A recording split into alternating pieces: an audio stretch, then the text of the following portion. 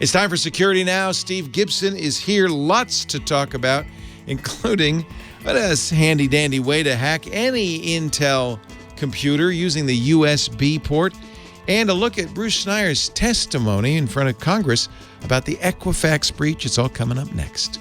Plus a great image of the week on Security Now.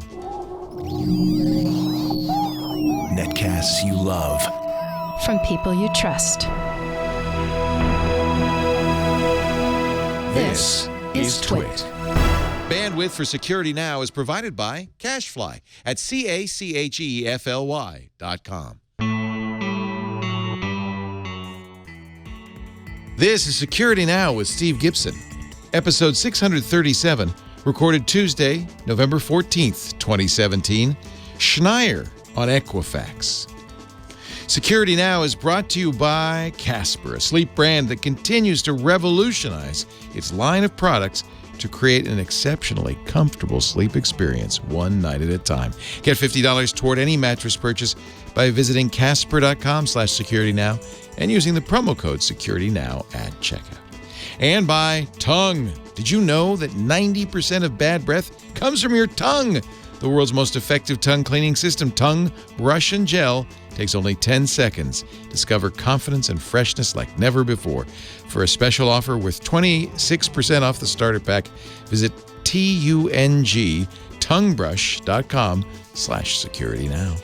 And by FreshBooks, the ridiculously easy cloud accounting software used by over 10 million people. Try it free for 30 days at freshbooks.com/securitynow. It's time for Security Now, the show where we secure you. we fasten your seatbelts, we put on your belt and your suspenders, and the tinfoil hat is optional. This is the guy, Steve Gibson of GRC.com, who helps us each and every week. Everybody loves Steve, loves this show. Well. It's true. It's true. Fastest growing show on the network partly because of security, but I think, there was an article, Steve, I read about a basketball podcast called Dunked On. That's just two guys talking about basketball. And Bloomberg was baffled by its success and the fact that it has 50,000 downloads a week and it's 2 hours long. And they talk about obsessively about the details of stuff that nobody cares about in basketball. I thought, well, God, if you'd listened to this show for the last 13 years, you'd know that's what people want in a podcast.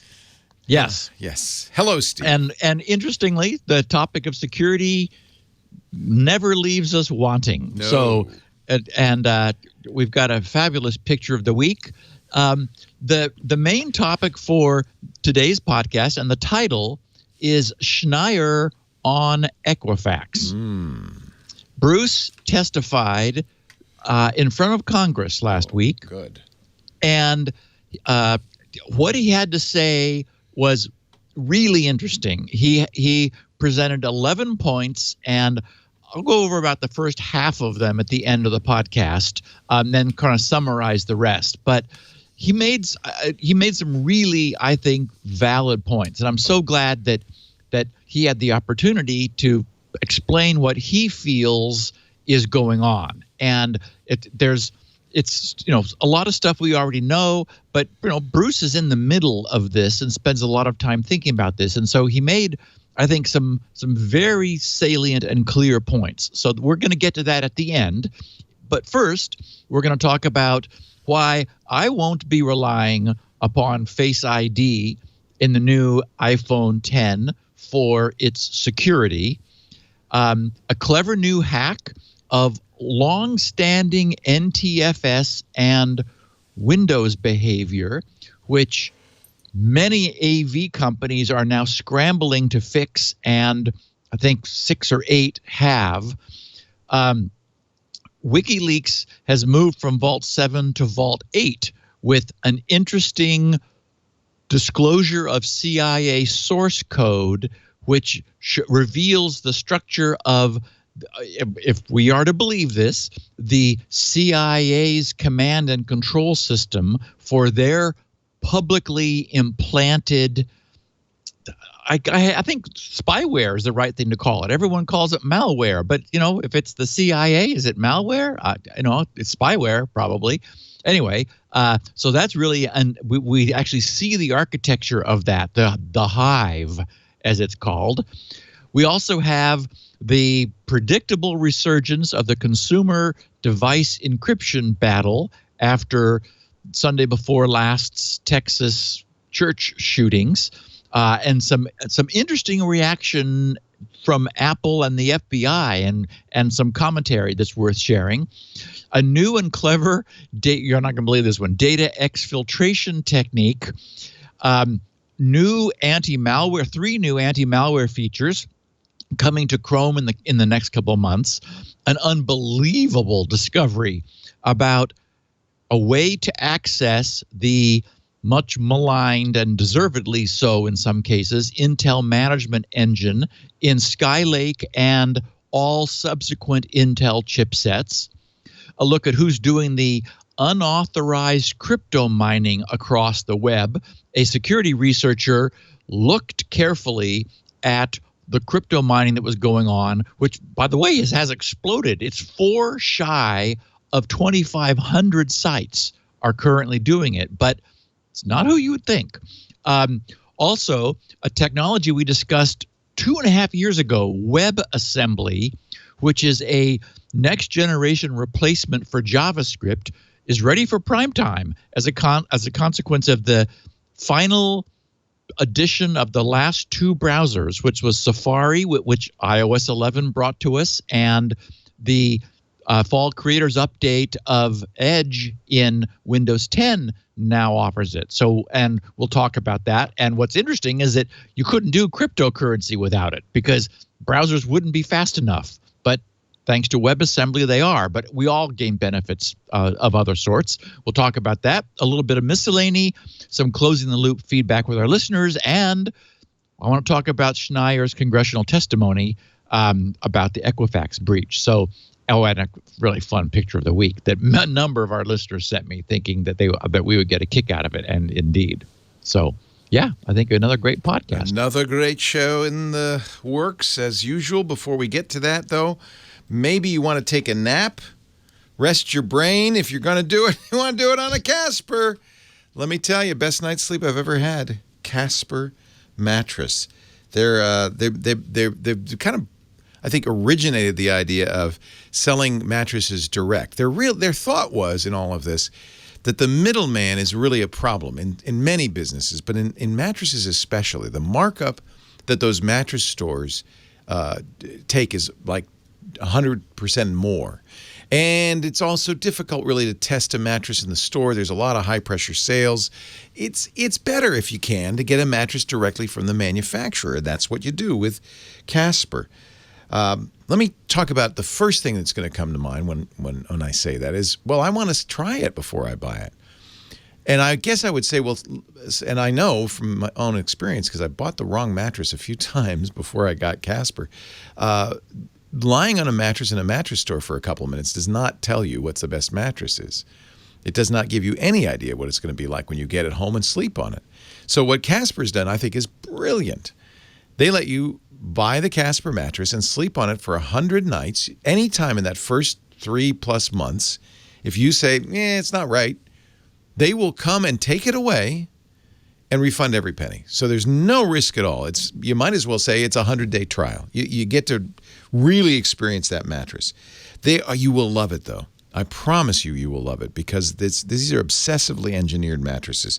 They combine multiple supportive memory foams for a sleep surface that does what seems impossible. Gives you just the right sink, so your hard bits kind of, your hips go right nice and softly supported, but also just the right bounce, so your back never feels sore. You're not sagging into the mattress. It lifts you up, and it's breathable.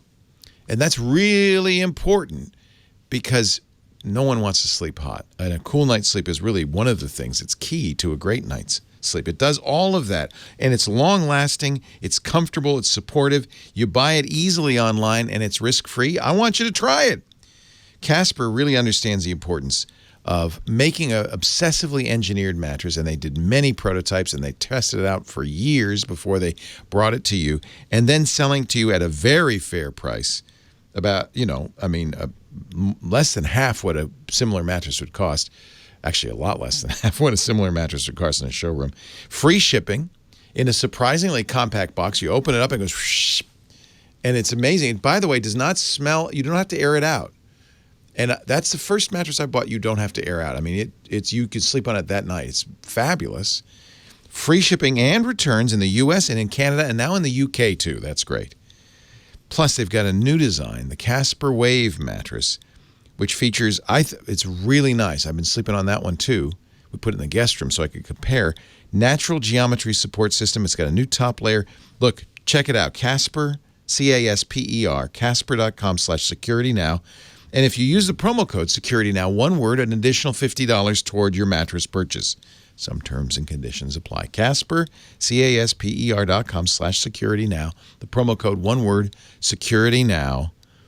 The best mattress you've ever slept on, or your money back, no cost to you. Casper.com/security now. Don't forget that offer code for $50 towards your mattress purchase. Casper.com/security now. Back to Steve now. So, Gibson. Our picture of the week will mean a lot more to old timers because I don't know how many hours I have spent staring at the screen of my computer while it defragged my hard drive. There's something about it. It's just mesmerizing. It's like watching your car go through the car wash tunnel, where you just, if the car wash tunnel has windows, something fascinating about watching it just sort of go through without you and coming out clean the other end. Well, defragging, of course, is the process of pulling all of the various bits of a file together in one place, which back in the day when hard drives were a bottleneck and when our file systems sort of cared more than they do today, or when before we had SSDs where physically putting the pieces of a file contiguously on the physical hard drive demonstrably maybe increased its performance. If nothing else, it did decrease the wear and tear on the drive because the head didn't have to jump all over the place grabbing all the little pieces of a file, and files tended to fragment. Anyway, the point is, those among us who remember the days of defragmenting our drives, you can still get defragmenters, but they're way less used these days than they used to be. Anyway, the picture is just very clever. The caption is, "I defragged my zebra." Yes, and it shows the result of what you would get if you defragged a zebra. Normally they're striped and zigzaggy and all kind of complex, I guess, for a form of camouflage out in the wild. Not after the zebra has been defragged. In this case, the front is black and the back is white because all the bits have been aligned with each other. So anyway, a bunch of our listeners found that and thought we'd get a kick out of it. And indeed, I wanted to share it for that reason. Very clever. So, Leo, predictably, as the world has had access to their iPhone 10 with its Face ID, facial recognition, we're beginning to have the claims that Apple initially disclosed tested, which is that it is what? Whereas there was a 1 in 50,000 chance, they said, of somebody, of a stranger unlocking your Touch ID, fingerprint recognition, they were claiming 1,000,000 to 1. Now, maybe if you took, first of all, I don't know how you make that claim without testing it, and it would have been difficult for them to have tested. So they may believe that's the case. But what we're immediately seeing are coincidental, close enough faces, for example, twins or look-alike family members. In some cases, the son of a mother who looks enough like his mother to unlock her phone. And then there are the deliberate security researchers, messing around with the technology, essentially, since Apple hasn't told us in detail. They've given us lots of gee whizzy stuff about each phone having its own unique sequence in which it throws out the IR array to scan the images, and so no fixed system can be the same. It's like, wow, that sounds like a lot of high tech there. But with some work, this technology has been spoofed. And as you know, I mean, I liked a couple of things that you were saying, that the group on MacBreak Weekly was saying beforehand, and a point that I had intended to make, Andy touched on, which is there is a difference between faces and fingerprints, which is that faces are generally far more public than fingerprints. And for example, we know that there's a technology available to take multiple angles of a person's face and reconstruct a 3D model. So we also know that attacks never get weaker, they only get better. And we credit Bruce Schneier, who's the topic of this week's podcast, his congressional testimony to saying that, and it's something we often repeat here because we see it happening in the world. So what I believe is that Apple has made a huge concession, and an unfortunate concession for a concession giving up security, true security in favor of convenience. And I'm not judging that. I mean, I recognize, I've listened to you talk ever since you started to use your iPhone 10 about just how incredibly convenient it is. And I get that. I could not possibly use it because for me, I have LastPass, which authenticates with an authentication app, and my authenticator app there. And essentially, somebody who got into my phone, because it's the portal to things that are really security sensitive, they could just take down my life. I'm statically logged in Safari sessions. The authenticator is there for access to which would defeat its purpose, and so forth. So I was encouraged. I don't have mine yet. I was encouraged when Renee said there is granularity that can be applied to what things it can be used for. And this immediately made me think, okay, well, I need an authenticator app which is independently lockable, and LastPass needs to be independently lockable because, of course, it contains the keys to the kingdom. I don't want to not have those things on my phone because that's the whole point. So what this makes me feel like is that maybe what we'll see is an evolution. I mean, as more stories come out, and we're going to see the security of Face ID crumble. That's clearly going to happen. It's been about 10 days now, and it's already starting to happen. Again, for convenience and for people who are like, oh yeah, I don't really have anything on my phone that I care about. I get it that it offers that trade-off.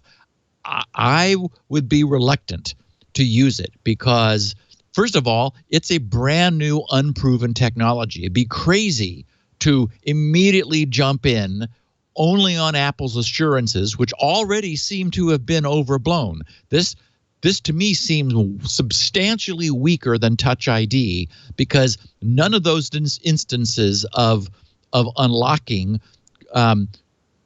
opportunistic unlocking, which we've seen, would have occurred with Touch ID. You know, there may be some fingerprint collision, but it just wouldn't be, as obvious as this. So my you're basing this not on what the most recent attack, because that's unlikely. You're basing it on a presumption that's going to get easier. No, if somebody had, there are pictures of me all over the net. And so you could take those photos and they didn't use reconstruct- photos. Remember, they did a face scan. They needed a 3D scan, which they did. It took 5 minutes with a scanning device. You can't use a 2D. You can't do this. In fact, this is an example. It's scary, but it wouldn't work. In fact, you didn't let me finish. Okay. Multiple 2D pictures can be used to create a 3D model. That's what I'm saying. Okay. If you have a picture of me that from this angle and one from this angle, and there's like all kinds of pictures, from that you can create a 3D model that we know about. I mean, that's done all the time. So photos are inherently, they provide a huge amount of information. And I'll bet you that what we will see is somebody taking a bunch of 2D photos to reconstruct a 3D model and then using it to spoof this. Do you consider the fingerprint better? Because you've been using that.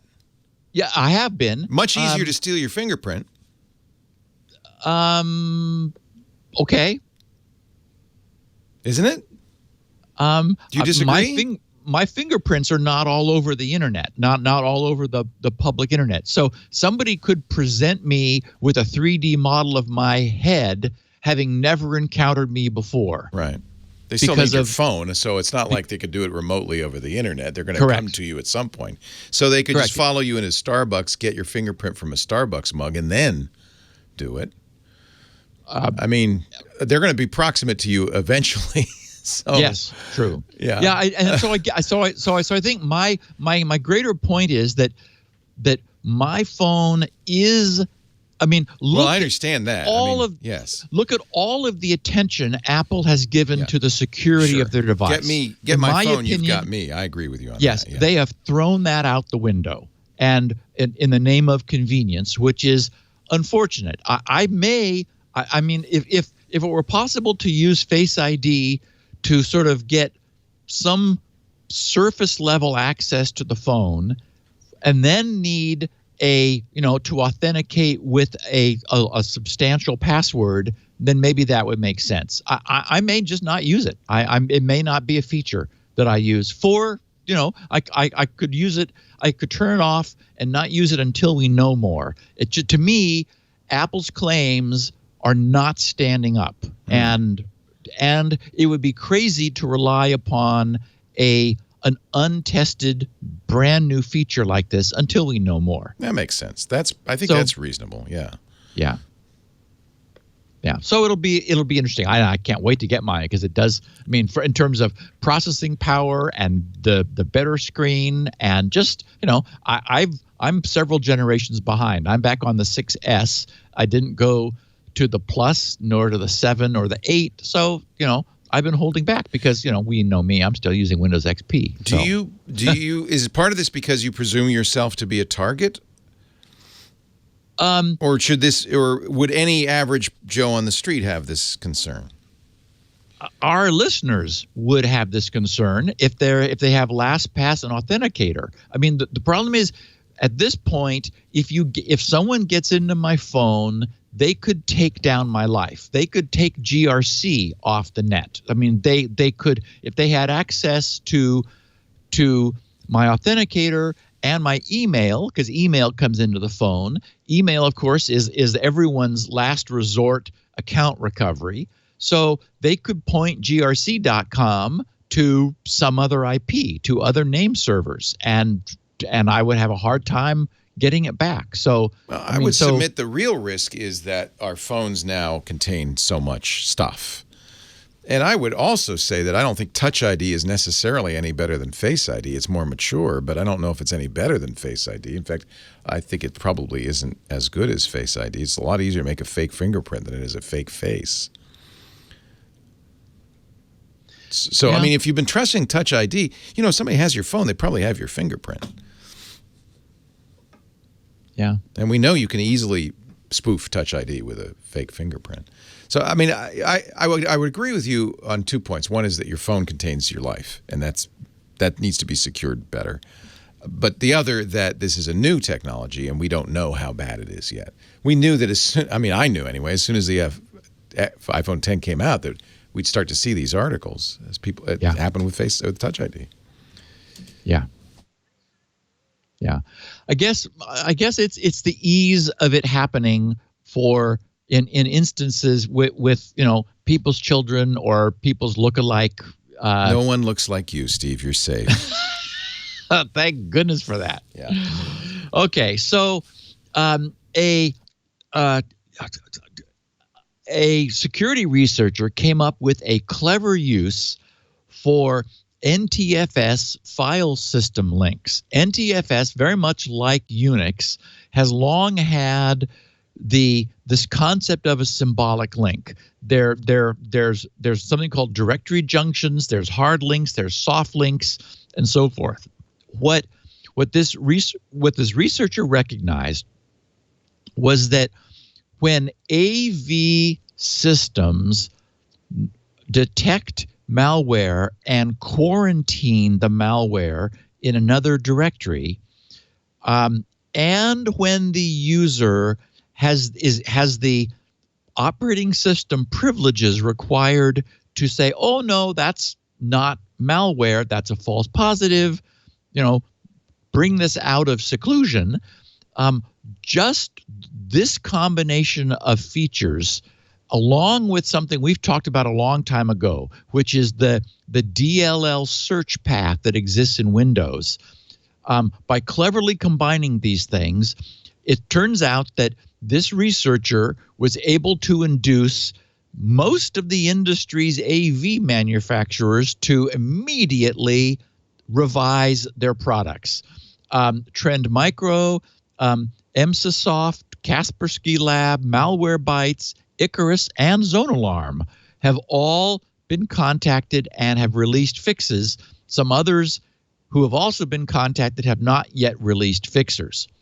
So here's the idea, is when an AV product quarantines something that it considers malicious, it moves it into a quarantine directory for safety, to get it out of the normal operating system location, the download directory or wherever the user may have had access to it, in order to keep, to sequester it. However, by the use of this NTFS file system feature known as directory junctions, it is possible to place the quarantine directory into the Windows system DLL search path.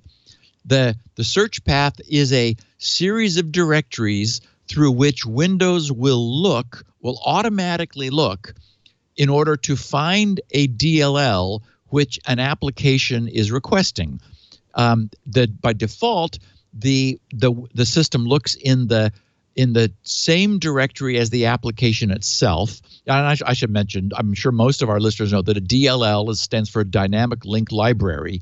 It's essentially a way for it was intended in the original design of Windows to be a way for applications to share libraries of functions without having to include them all in themselves. It turns out to have really pretty much collapsed because of conflicts among DLL versions. Windows or Microsoft has almost completely given up on the idea. So now there's this new WinSXS, Windows side-by-side technology, which attempts to basically give up on this notion of sharing code completely, because it ended up causing more trouble than it was worth. No longer do we really need to worry about hard drive space and economizing on the duplicate presence of common libraries and so forth. So once upon a time it worked, now not so much. However, all of the technology for backwards compatibility's sake still is there.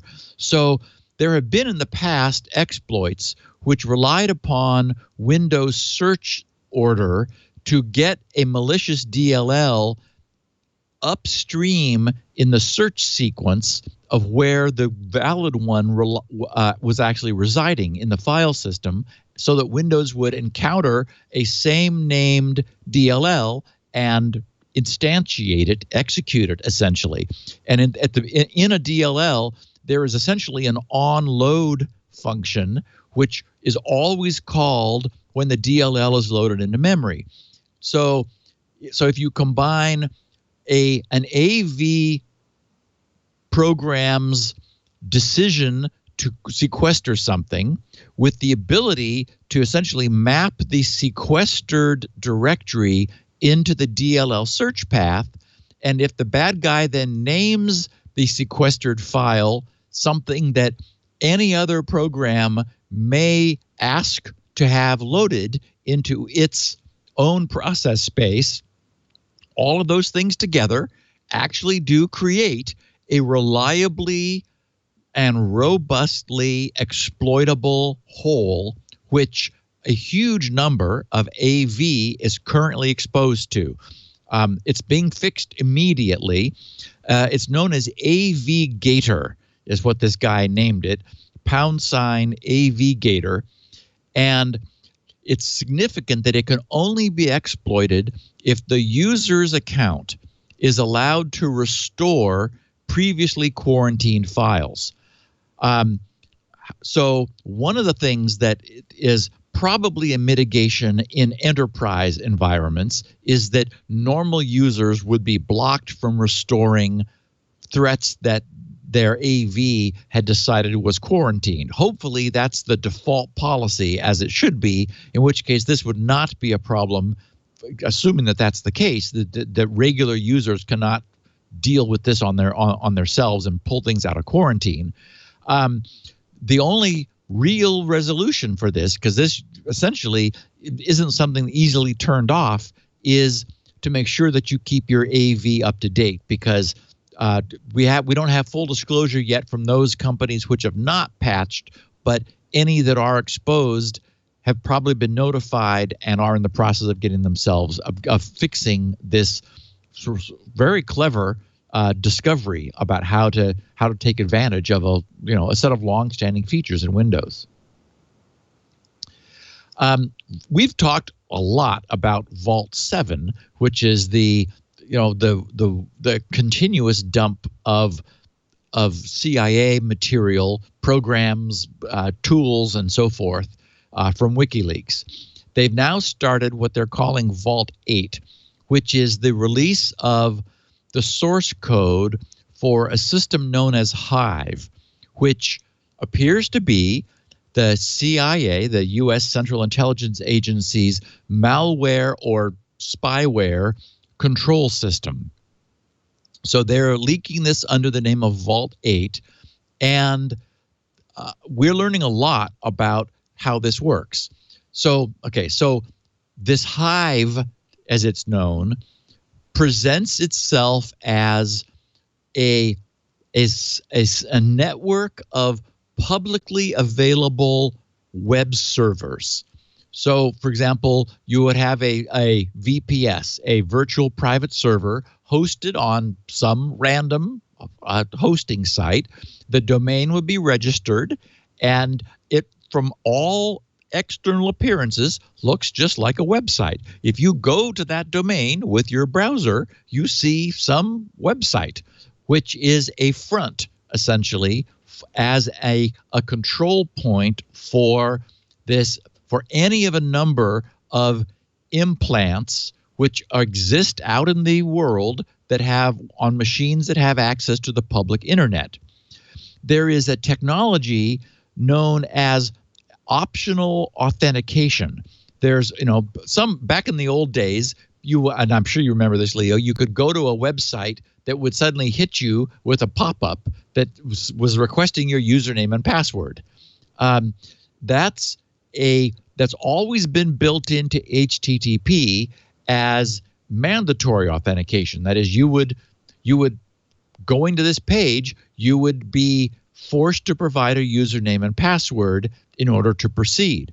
Well, there is optional authentication where you're not stopped if you don't, you're not prompted at all, you're not stopped, but you can provide authentication as part of the query headers to the site. in which case the server will see that you are authenticated and be able to treat you differently. And if you're not, you'll still have access. So this is a clever means, essentially, of hiding access in plain sight. So, there are any number of these servers can be out in the world, just looking like a normal, legitimate website. People go there. That you see, text and pictures. They could be blogging sites. I mean, they could be anything, but only if an implant knows how to add its own authentication to its queries will it then go to a different place. So the front is these VPSs, these virtual private servers. They then establish a VPN connection to one or more proxy VPNs back somewhere else on the internet, which then, depending upon whether the query has this optional authentication or not, either if it doesn't, routes that request to a so-called cover server to just provide cover to make it look like, oh, this is just a regular website. Otherwise, it goes to something known as the honeycomb server, which then provides essentially the command and control to these remote, publicly located implants.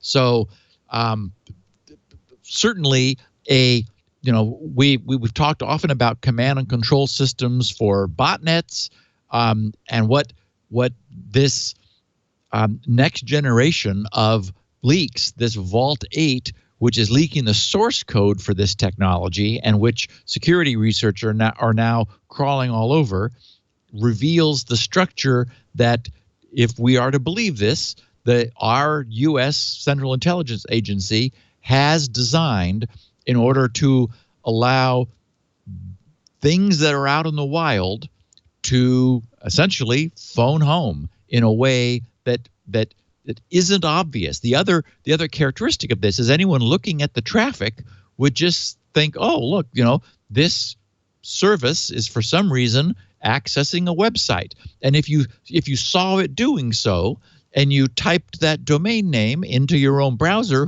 because you were curious, you would get a regular looking domain. So it's clever. Not high tech, uses long-standing technologies, and this, there's no reason to believe this isn't what they're doing. It certainly would make sense for them to be doing exactly that. Given the evidence, not conclusive, but the evidence that WikiLeaks is a mouthpiece for the Russian government, I wonder how credible it is in leaks like this, of this sort. I mean, obviously somebody made this. This isn't something somebody at WikiLeaks, Julian Assange didn't write this in his spare time. Right. Right. There's a serious body of source code here. Yeah. But who knows what its real provenance is, right? I mean, can you definitely say this is from the CIA? No, and not the FSB, for instance, or I guess the only way, if someone were really interested, you'd have to find one of these. You'd have to look at the credentials and then track down the VPN and do some forensics. But yeah, as we know, attribution is always the problem with these things. So unless the CIA said, yeah, you got us, unlikely. Yeah, how about Vault exactly. 7? I think that's accepted now that was fully the NSA's stuff, right? Yeah. Yeah. So that doesn't mean, I guess, that the information WikiLeaks has is false. You might question their motivations, I guess. Yeah.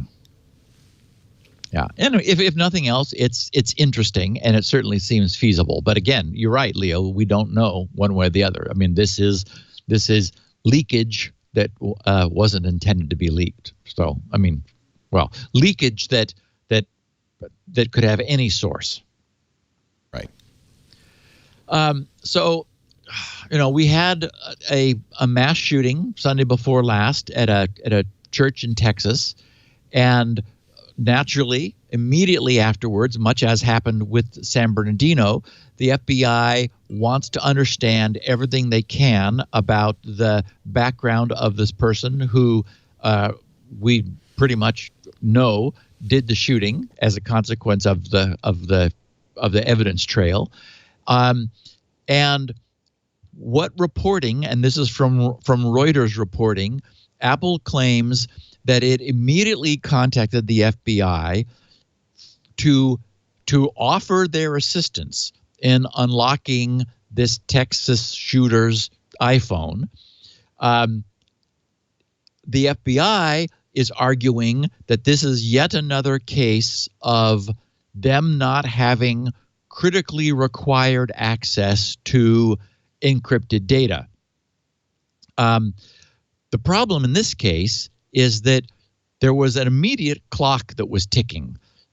We know who this suspected shooter was, and if the shooter had been using their fingerprint to unlock their phone, and if even post-mortem this fingerprint had been applied to the phone, presumably a thumb, within 48 hours, after which we know that Touch ID stops working and you have to be using your passcode, then there was this window of opportunity. And so this has caused some controversy because the FBI did not take advantage, the reporting alleges, of Apple's immediate offer to provide any assistance that they could. We don't know what the FBI did with the phone, whether they in fact got access to it or didn't. Tim Cushing, writing for TechDirt, looking at all of the coverage, wrote that if everything alleged by the Reuters report is true, the FBI's struggles are of its own making. But then again, there's still a lot of information that is unknown. Now, I actually thought this was weird. Apparently, Apple said, well, you should have called us because you could have just put the dead guy's finger on the phone and unlocked it. What? Right? Do you think Apple really said that to them? They said that, remember the San Bernardino thing? They said, you should have called us because we could have, there was a chance he would have synced with iCloud and we could have given it to you then. Exactly, yes. That I believe, yes. But yes. Can you put the dead person's finger on the phone and unlock it? I thought it had. Yes. I thought, but doesn't it have some sort of infrared to detect heat? I thought it did. Maybe I'm. There's not IR, because it's capacitive. I thought that you had to use like a sausage. Oh, capacitive would still work with a dead finger, I guess. Yes. But you got to do it right away because 48 hours afterwards it doesn't do it. The gummy bear fingers also work. That works too. Okay, all right. Yeah, so it has to have, it has to have ridges in order to function capacitively. But anyway, so and of course then Dianne Feinstein immediately dusted off her legislation, which had died for lack of support near the end of the previous U.S. administration, when nobody was, jumping to move on this. So, we're still in the middle of this struggle, and so here's yet another event where the FBI is using this instance to complain about their inability in a very high profile event, their inability to get access to a criminal's encrypted data. Apple trying to diffuse this, saying, hey, we stepped up immediately, and they probably did, from a PR standpoint, just saying, look, we'll provide any help that you need of any kind, because as you said, Leo, arguably there were some mistakes made immediately in the San Bernardino case, which may have, if things had been handled differently, may have allowed the data to be recovered. And I'll just remind everyone that as we've said on this podcast, there is a solution that Apple doesn't want to be forced to provide, which isn't a back door or a front door or a golden key or a side door or an unlocked door. The idea being that, Apple is maintaining a connection to every one of their iDevices. I mean, that's part of what they're doing. These things are connected, and they're getting updates, and they're doing iClouds, and all of this is going on. Ultimately, in every single one of these devices is a master 256-bit symmetric key, which is the thing which unlocks the stored data. And we know that it is super well guarded by multiple layers of security, by hardware, by enclave processors, and all this. And that Apple doesn't have it currently. We believe them that the device, when it initializes for the first time, it uses available entropy to invent this key for its own use, and it never leaves the device. That one thing is all that would need to change. That is, when the device invents this key, comes up with its super secret, super guarded 256-bit symmetric key, that key could be encrypted with a very long, very safe master transport key that is that's in the device.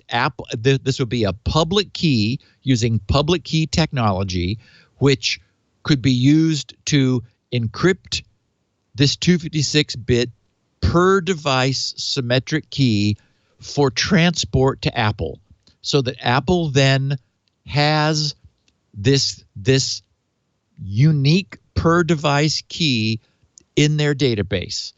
And if called upon on an individual per device basis, Apple could decrypt that using the highly guarded at Apple matching private key, which would allow per device access to the contents of the phone.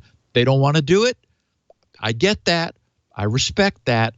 But there are solutions, is my point, to providing under law single device access, which Apple could, at their discretion with this technology, choose to make available if legislation is enacted to cause that to happen, without anybody getting a master, any third party, any law enforcement getting any sort of carte blanche access to all of the iPhones in the world. The problem with that, of course, is that they're afraid not so much about the U.S. government, but other governments asking for that kind of access. Right. Which they would have to if it exists, then right. So acknowledging that exists would be a problem.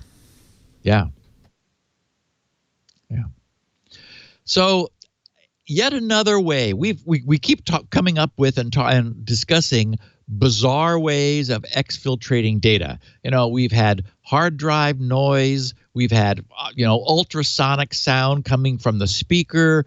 We've got flashing lights on our routers, and some of them have been debunked, some not. I mean, even the classic RF emanations from CRTs and then LCDs, and reading contents of screens through the wall by just by picking up leakage of information.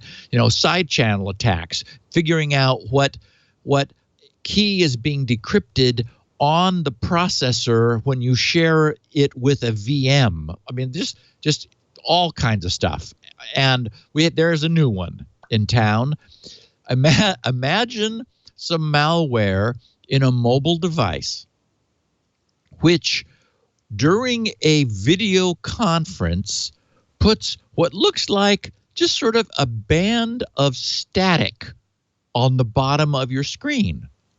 And you kind of look at that and it's like, what? This is weird. It looks like, in the old days when you didn't have your vertical alignment adjusted on your TV, and you were seeing noise off to the side. And so the point is, it turns out that although a little bit frustrated by video compression, it certainly is possible, and it has been done now. There's been a proof of concept of this, where some malware added some noise, some static to the bottom of a video transmission, which allowed the recipient end, allowed that what looks just like static is actually fast-moving data in order to exfiltrate data across a video link where file transfer had been explicitly denied.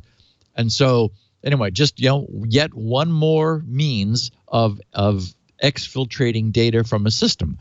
Pretty much, I mean, you couldn't use traditional stegonometry because compression would completely destroy the 24-bit color, and as we know, it makes the images blurry. It reduces the color depth. So it is a challenge to do this, but it certainly is possible from a technology standpoint to pull it off. And a group of at pentestpartners.com, they made it happen and demonstrated more than proof of concept. You actually could do it just by putting something that most users would think, oh, that's weird, some static on the screen. I don't know what that's about, but who cares? And Leo, we're a little more than 40 minutes in. Let's take a break. I'm going to sip some coffee. Well, yeah, let's have that coffee, because right after you have that coffee, you're going to notice that, yeah, well, it happens to the best of us. Perhaps a change in the emanations from your mouth hole. That is why I am a big believer in the fine tongue toothbrush, T-U-N-G. Plenty is the time, perhaps maybe you're going out to meet your sweetie, or perhaps you're at a big business meeting where you're wondering, is my breath fresh? Well, did you know that much of the problem with bad breath comes from sticky bacteria? Literally sticky bacteria that hides out in the nooks and crannies in the back of your tongue there, and it gives off foul-smelling sulfur gas. That's what you're smelling. That's the bad breath. Now, if you have a hot tub, you know what I'm talking about. Now, let me explain. Don't rush to any conclusion. But there's something called bioslime. Bacteria is brilliant. What bacteria will do to protect itself from the chlorine in your hot tub is create a coating of slimy dead bacteria on top of the live bacteria that insulates it from the antibacterial stuff. That's what's going on in your tongue. You got bioslime. And even if you're brushing your teeth and you're using mouthwash, even if you're using like that mouthwash that has so much alcohol in it, you feel like you could light your breath on fire, that's not killing it because the slime's covering it and protecting it. You got to break it up. You got tongue dung. You got tongue dung, and you can do it with a not your toothbrush. It's too soft because the dentist gives you a soft toothbrush because that's better for your teeth. You don't want the hard toothbrush. It's also too long and narrow to really do a good job. You need a tongue brush. It's a little firmer in the bristle department. It also is round, so it covers more surface area. In fact, with the tongue brush, you only brush for 10 seconds. It's designed for your tongue. It penetrates the bioslime, the tongue dung, the hard-to-reach crevices, and removes that sticky odor-causing bacteria. Frankly, if I could get a big one for my hot tub, I would use it. And it's got an ergonomic handle. You see, with a little, you hold it, so it makes it very easy to reach the back of your tongue. It's a low-profile, wide head, minimizes the gag reflex. You can cover a lot of surface area. And, of course, it goes with the tongue gel, which has zinc. And the zinc, of course, is an antibacterial and will help neutralize odor-causing gases. Plus, it tastes great. All it takes after you brush your teeth is additional 10 seconds with the tongue brush and gel, and your breath will stay fresh a lot longer. We've got a special deal for you. If you go to tonguebrush, T-U-N-G, brush.com/security now, 26% off the starter pack. They really want you to try this. In fact, the starter pack includes a tongue brush, the 3-ounce tongue gel. You're going to love how confident and fresh you feel. And I know a lot of people who go to the website and they also get the partner pack. You get the two, and that's what we sent you, Steve, the 2 brushes and the 2 gels. So you and your loved ones can interlock safely. Tonguebrush.com/security now. 26% off the starter pack. We've heard from, believe it or not, Steve, when they came to us, I said, I'm not going to do that. That's ridiculous. Then they said, well, try it. And then I said, oh, you're right. A, it works. And then I thought, well, who? And then I thought of you, and I thought, you know what? The Security Now crew is a crew that would love this, and probably, I'll be honest, could use it. Tonguebrush.com/securitynow, 26% off the starter pack. Plus, if you're an Amazon Prime member, you get free shipping. All right? Look at that. It's going to be waiting for you in 2 days. And now we return you to our regularly scheduled programming already in progress, but smelling a lot fresher, I might add. Ah, yes. So Google is moving forward with Chrome security and will in the next couple months be adding 3 new features to Chrome to fight malvertising. Oh boy. And these are good. In the first case, I'm glad that Google is willing to do this because it's deliberately breaking some proper behavior, but necessarily. So with release 64 of Chrome, which is slated for January of next year, January 2018, Chrome will be blocking script-driven iframe redirects. This is a consequence of the history of abuse by embedded malvertising. Chrome will no longer accept URL redirections triggered by JavaScript code residing within iframes. So, as we've, iframes have been sort of a controversial problem on the web for a long time. They are a means for one web page to embed another web page within itself, literally on the real estate of the hosting web page. In the HTML, you declare a frame, a horizontal and bivertical frame of a certain size or percentage of the page, and in this declaration, you give it the URL of the web page to fill the frame with. And it doesn't have to be the same domain. So this is inherently a cross-domain thing. This is a means of embedding any other web page. And in fact, it's been used controversially by some less reputable sites to essentially embed good sites, like steal site content from some other web servers. Like, oh, look at our stuff, when in fact all they have is an iframe pointing somewhere else, but people get to that somewhere else by going to the primary site. So it's a convenience. It was the sort of thing that someone said, hey, wouldn't this be cool? Back in the beginning, the dawn of the web, and everyone said, yeah, okay, fine, we'll put that in. But so the point is that this day and age, it's typically the mechanism used for advertising. So you have a web page and you want to host third-party ads on your page, so you give them an agreed upon rectangular area on your page, and you point that to the web server's URL. The web server, when queried, they're going to see from the referrer header where the query is coming from. Oh, it's from these guys who are hosting our ad. And so and of course they also get cookies that belong to their domain, so they know who you are looking at the site that is hosting the third-party service. So they get all this information, and they return, hopefully, an ad which you care about, and which the site receives some remuneration for. The problem is this very powerful facility can also run, it's a full web page, which means it can run JavaScript, it can run code, and this has been used by malware that is injected into legitimate advertising services in order to get users to click on something, and they click on something, and that installs something into their computer that they don't want, and it's all bad. So the point is, This is all standards-based, and so I take my hat off to Chrome for deciding we're going to break something which is being abused because even though it's legitimate, that is, it's not something that needs to be fixed. It's always been possible. They're going to say, we're going to stop making that possible.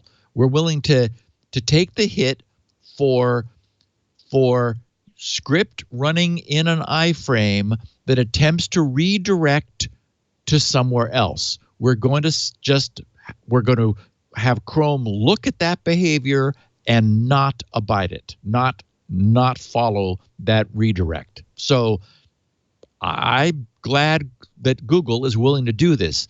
They sort of have to be the first people to be the icebreakers, after which other browsers could follow, presuming that this doesn't cause too big a problem. And they must have analyzed this in order to decide that, yep, the benefit for the user outweighs the tiny loss of functionality that this could incur.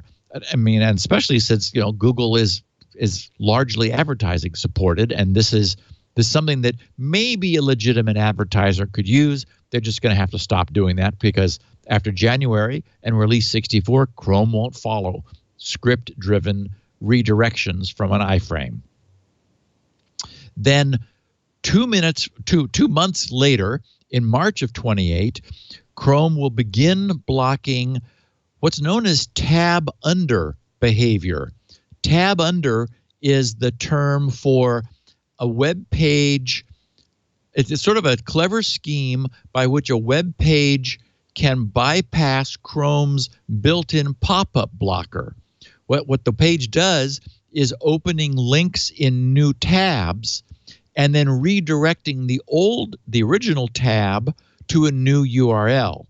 So starting with Chrome 65, obviously the one after 64, which we were just talking about, with the next iteration of Chrome targeted for, I think it was early March 2018, that redirection attempt for the original tab will be blocked, and Chrome instead will display a notice at the bottom of the page, just letting people know that the scripts, some JavaScript's attempt to redirect this page to a different URL has been blocked.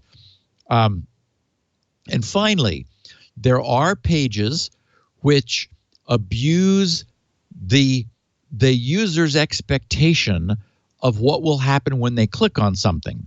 This is important because there is a huge difference in the handling of things that JavaScript can automate without user interaction. That's why malvertising wants you to get to click on something. It's why clicking on an ad can be dangerous because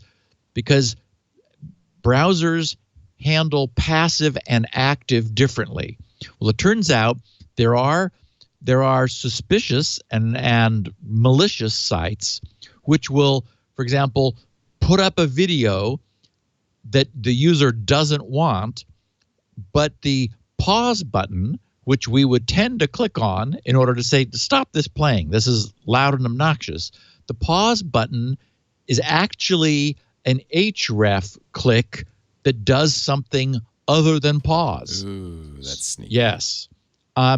It's also possible to put up a transparent overlay on the page. So the user, in clicking on something, is actually clicking on a transparent surface which receives the click instead of what is visually going to receive the click.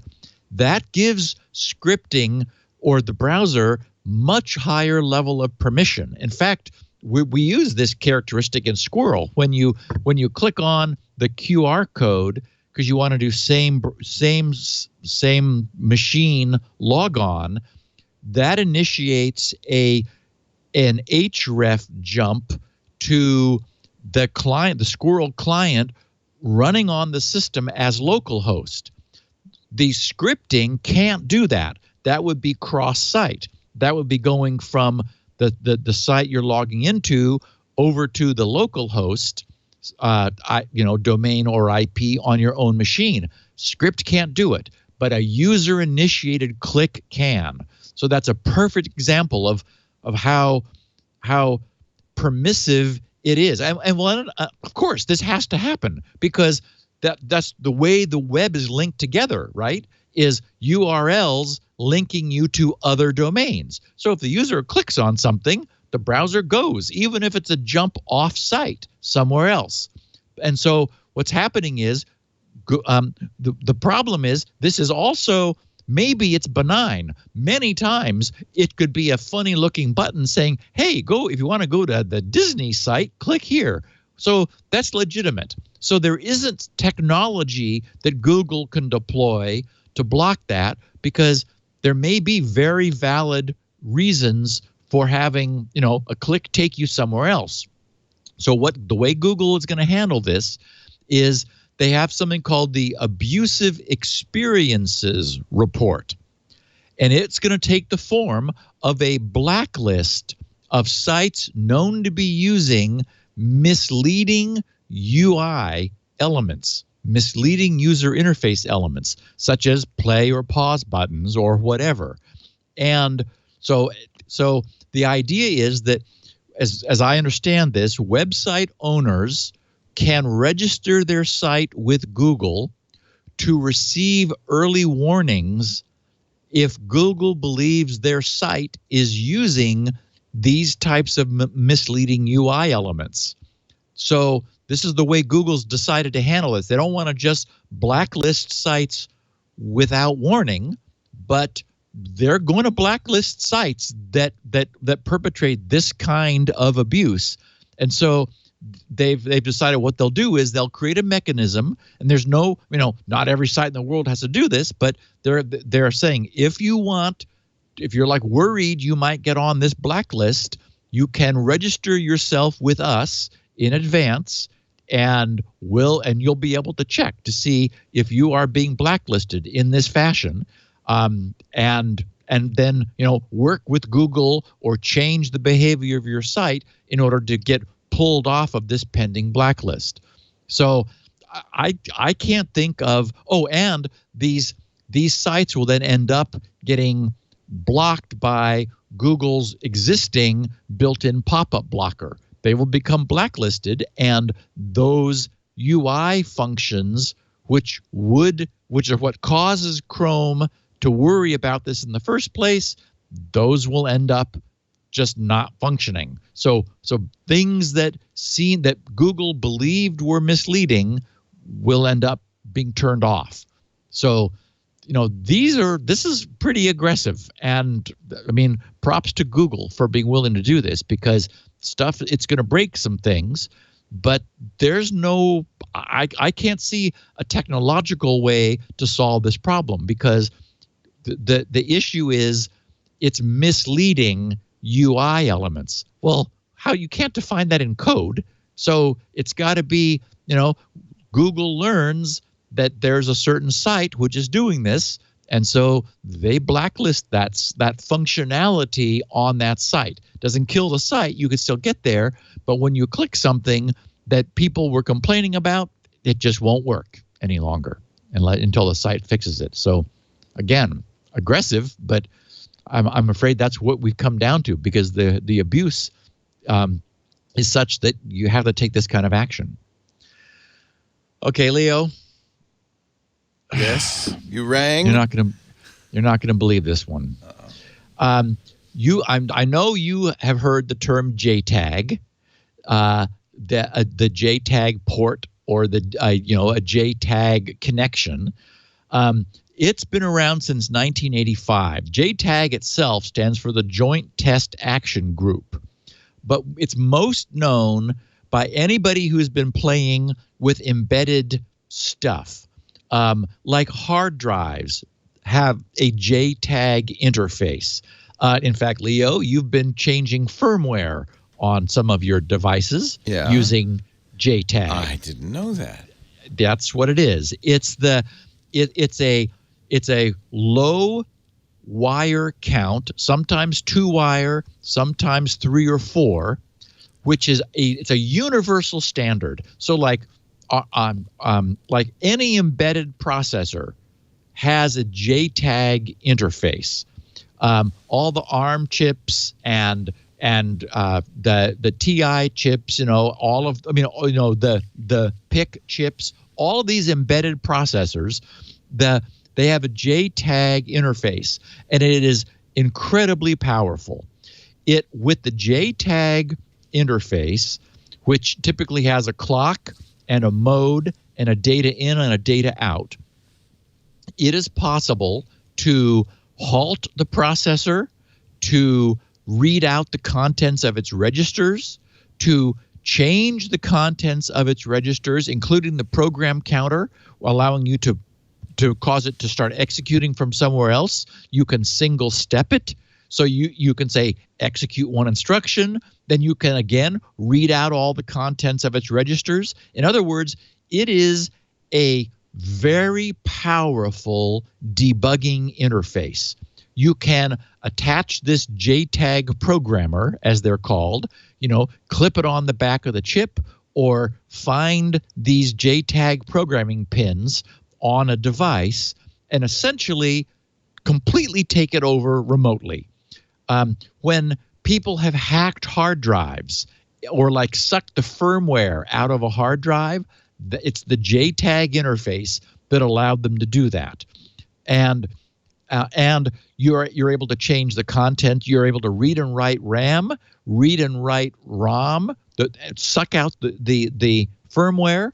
Now it's possible to blow a fuse, as it's termed, after using this JTAG interface to do programming, and after you verify it's what you want, you're then able to irreversibly blow a JTAG programming fuse that turns off either some or all of the functionality in order to prevent, for example, your competition from reading out the contents of your firmware in your proprietary device. So that can be done.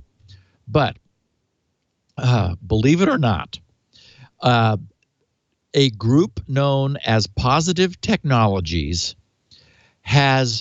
will be providing full information next month.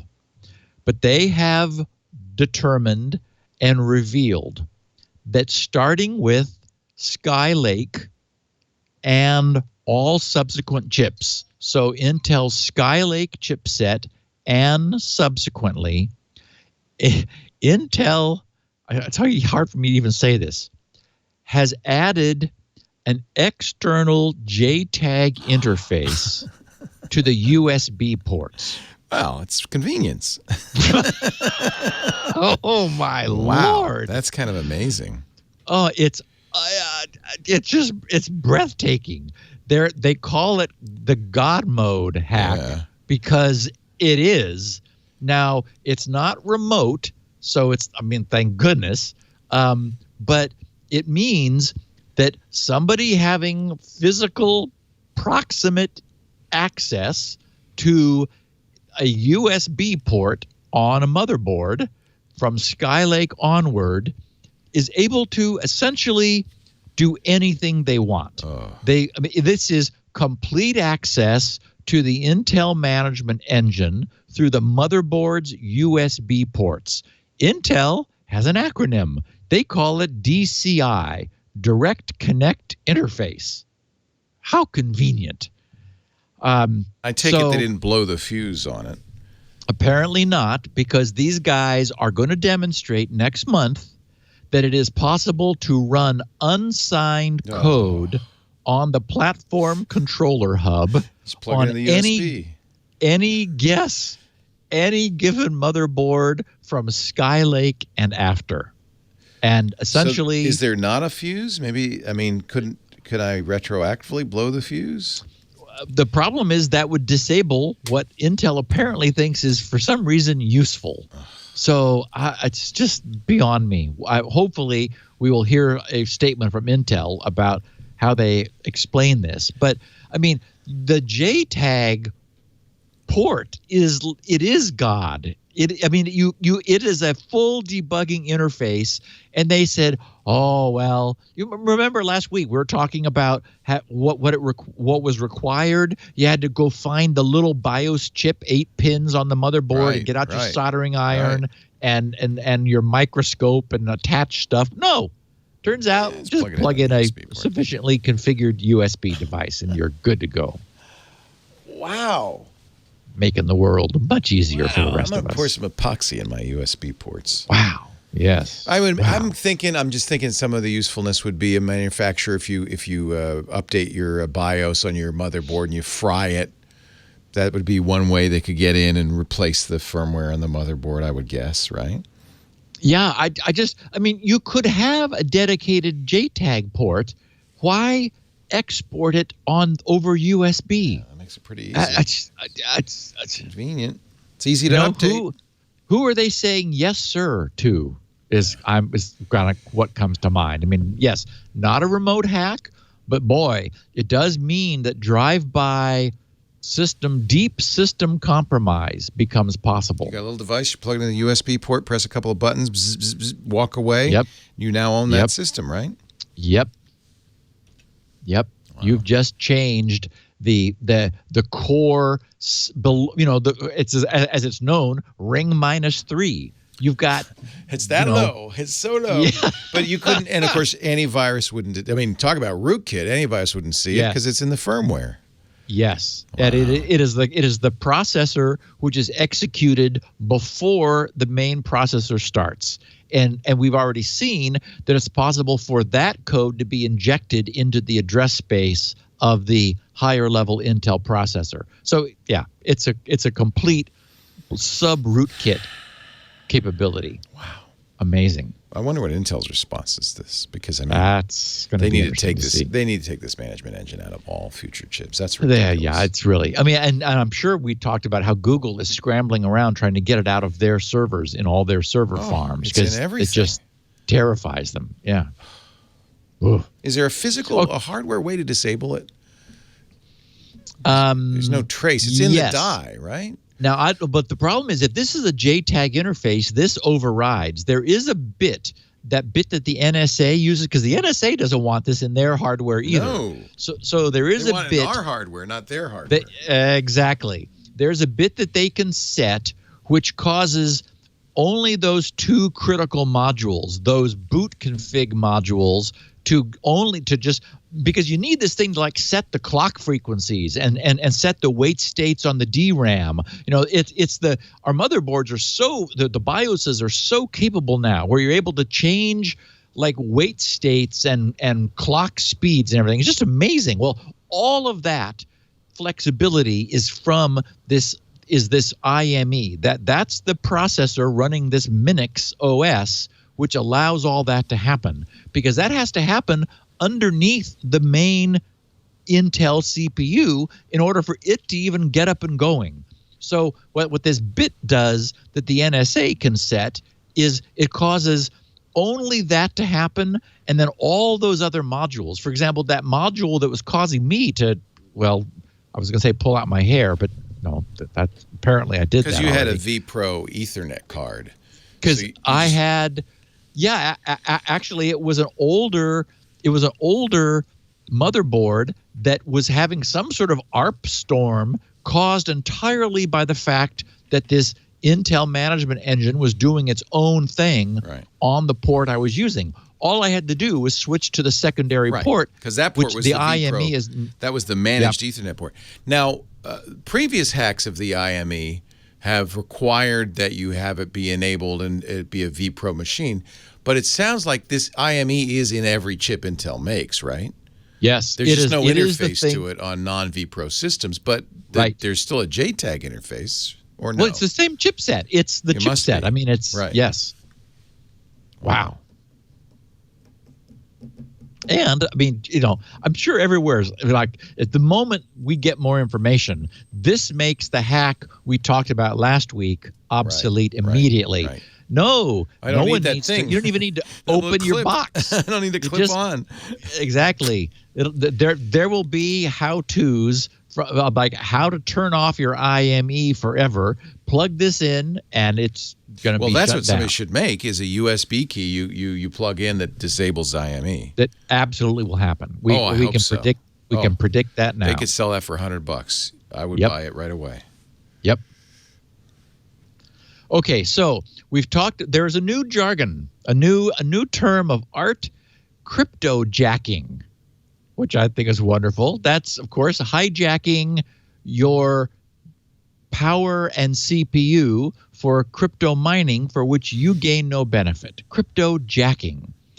An analysis by a researcher, Willem de Groot, he took a look at across the internet, found 2,496 sites, so 4 fewer than 2,500 sites doing crypto mining whenever users visited them. And this, of course, they were all using the popular CoinHive Monero cryptocurrency mining JavaScript.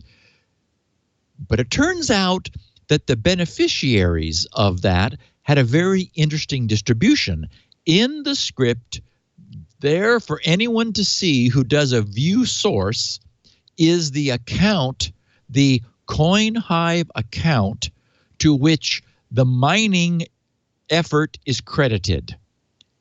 85% of these just shy of 2,500 sites, 85% of them were benefiting just 2 mining accounts, which, whoa, it's not what you expect. You would, if crypto mining was for the benefit of the hosting site, then you would expect 2,500 different CoinHive accounts, 1 per site. No.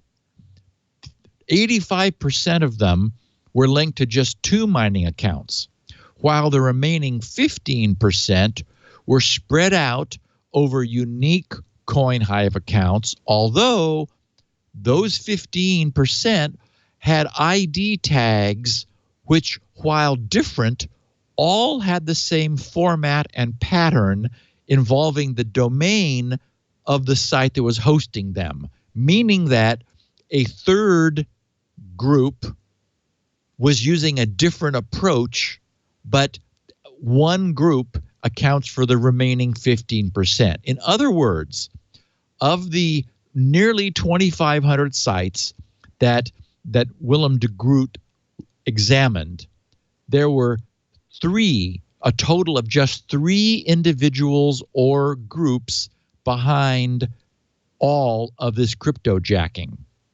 And in every case, he found other malware that was present on the servers. So the conclusion here is that these sites are compromised and compromisable, that they were already hosting and probably known to be vulnerable to various sorts of website compromise. And so the bad guys thought, well, we've already got some of our malware on these sites. We might as well do a little mining for ourselves while people are visiting these sites. So essentially, 3 different groups are responsible for the what appears to be an explosion in cryptojacking. It's not actually all these individual domains hoping to make some money from their visitors. It's bad guys, 3 of them in total, who have used compromised features of those websites to insert cryptocurrency mining. Now, what this says to me is that CoinHive, which is the single focal point of all this, should clearly be shut down. I mean, should shut down itself. These guys should say, okay, we had an idea, it works, but it's being abused. The problem is that it's sort of a Hobbesian bargain here, because remember when we first talked about it, I was shocked by the high percentage that CoinHive retained of the earnings. So they're making a lot of money on the fact that, I mean, they're essentially complicit in this. They must know what's going on. They know who's hosting their script because those queries are coming from to their servers to load their script into the innocent users' browsers.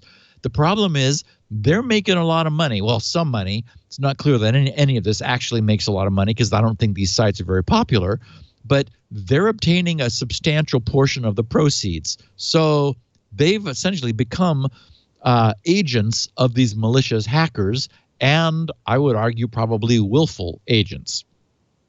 In terms of what to do, as we've talked about before, things like uBlock Origin are already blocking this. We know that ad blockers are blocking it. But I did want to mention another old trick of the trade, and that is that the hosts file is 100% effective in blocking this. That there are two domains from which all of this is hosted, coinhive.com and coin-hive.com. coin-hive.com. If you were to just go to your browser, and as we did back when we first talked about this, and put in coinhive.com, up would pop their site.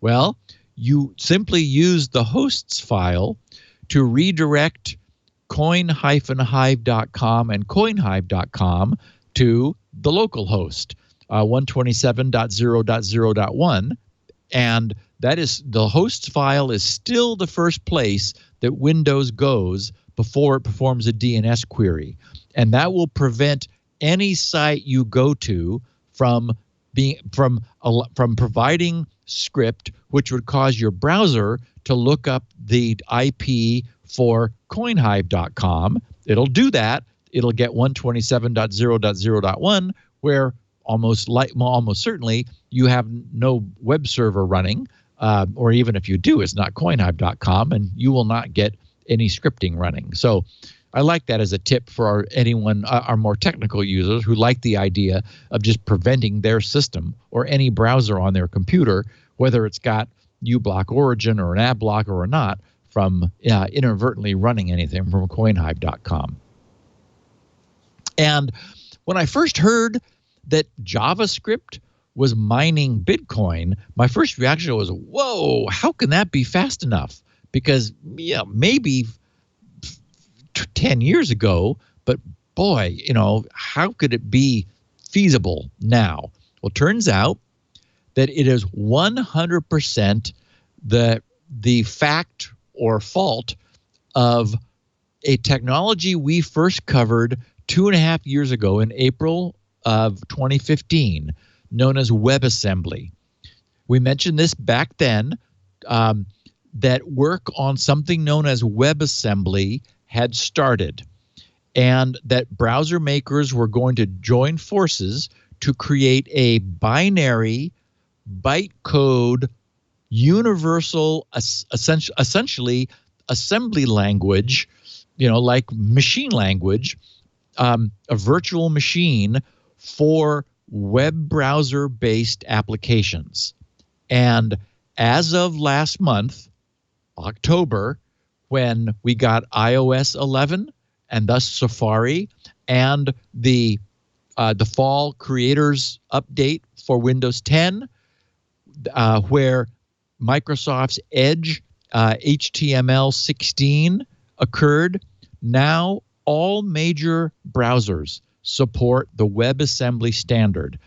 Firefox and Chrome were first this past summer, and then the other Chromium-based browsers like Opera and Vivaldi, they inherited this feature as soon as it went into the Chromium stable version, and now we've got Safari and Edge. So, and I don't know about IE11. I don't know whether that got it or not.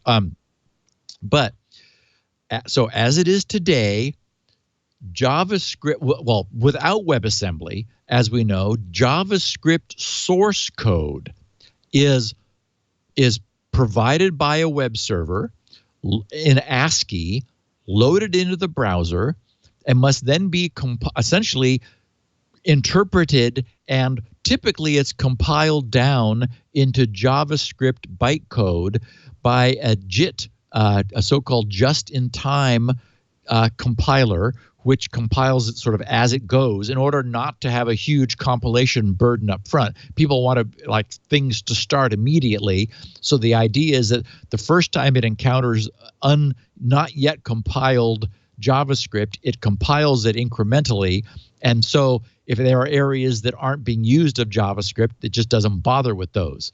But this takes time. It wastes resources because after all, every time you go back, you're getting the same script again and having to recompile it again.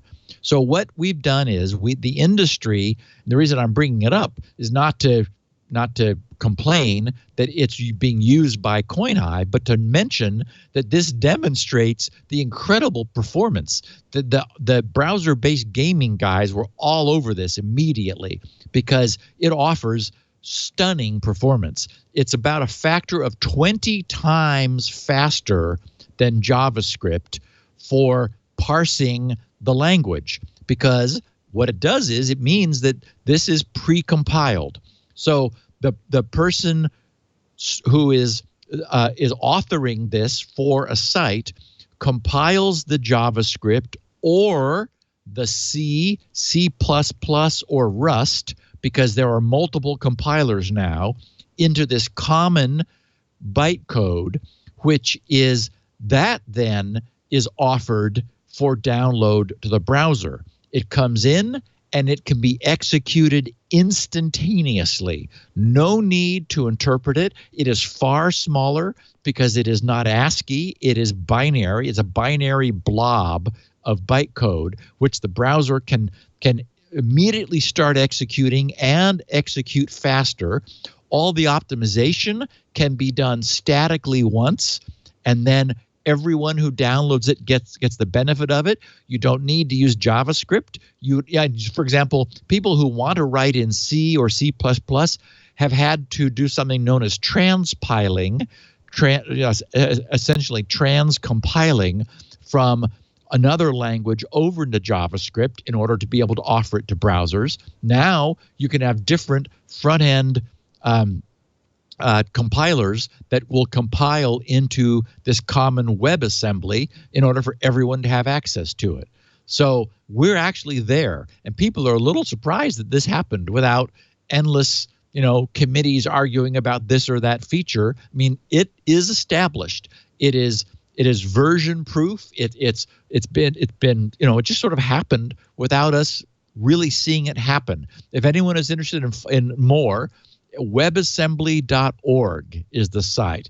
WebAssembly.org. And it's, as they say, it's in there. It's already in our browsers. So very cool. I think that as we begin to see it adopted, certainly companies like Google will jump on this immediately. And if people are still using pre-WebAssembly browsers, that would be visible in the user agent field of the query for the page. So a server could say, whoops, this guy's using a browser that is not WebAssembly capable. So yes, we'll feed him the JavaScript equivalent. But as that will happen less and less as those browsers die off and stop being used. And eventually, there's one more thing I forgot. This is another beautiful part of it. No, the problem was, wait a minute, I'm downloading a big binary blob for which I have no visibility, because it's very nice to be able to look at the JavaScript which your browser has pulled down. It turns out they thought of that too. There is a very clean text version of the binary. So you'll be able to do a view source on a page containing a WebAssembly invocation, a WebAssembly binary blob, and view it in textual form in a meaningful way. So, I mean, it's not going to be it's going to be like assembly language, but still, it's not. There is a viewer for this as part of the offering and as part of the support that the browsers offer. So, very cool. And Leo, I think time for our third break. It's time for our third break. And yeah. You have some coffee. I can't believe you need more, but okay. While I talk about FreshBooks.com, I needed more than coffee. I needed a stiff shot of Lagavulin every time I had to do invoices at the end of the month back when I was a freelancer. Remember that, going up to Toronto 1 week a month, doing call for help up there? I loved doing call for help. I loved going up to Toronto. I hated doing the invoices, firing up Microsoft Word or Excel. And actually, I needed both because Word was the invoice. Excel, because I had to convert all the dollar amounts into Canadian dollar amounts, give them all my expenses and all that stuff. It just was a pain. In fact, to the point where I would often skip it. And, of course, as I've mentioned before, I learned a valuable lesson. If you don't send out a bill, you don't get paid. If you're a freelancer or a small business, don't be afeared of the invoice. It is your gateway to payments. And I've got a better way to do it. And this is what I discovered, actually, all those years ago. FreshBooks. FreshBooks.com. First of all, it's quick and easy to set up invoices. Because they have a FreshBooks app, you take pictures of your receipts. The expenses go right in there. You can also time if you bill for hours, you can time yourself by project, by client, on the phone, on the website. It's a web-hosted app. The new dashboard's phenomenal because it turns out if they know about your expenses, they know about your invoices, they know about what you've received and what you haven't, they know your profit and loss. They could put together a full accounting without you doing any accounting, which is pretty awesome. Oh, there's one other tip you might be interested in. FreshBooks users get paid on average 11 days faster. I know I get paid infinitely faster when I send an invoice than when I didn't. You can always see which invoices have been sent, which have been paid. You can even see which invoices have been viewed, which eliminates that, I didn't get your invoice excuse.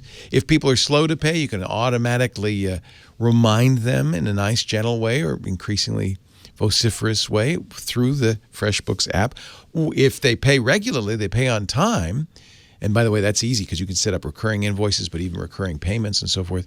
Then you can use FreshBooks to give them discounts or rewards, which is pretty amazing. You can now add future unbilled time entries to recurring templates so that you don't ever forget to bill somebody for something. I can go on and on. They're always adding new features. Look, here's the deal. It's free for the next 30 days. FreshBooks.com/securitynow. No wonder FreshBooks was included in the Forbes Small Giants list for 2017. FreshBooks.com/securitynow. Do me a favor when they, on the form, say, how did you hear about us? Just write security now. That's all you have to do. Or you can say Steve Gibson if you want. FreshBooks.com/securitynow. Just go take a look. Give it a try.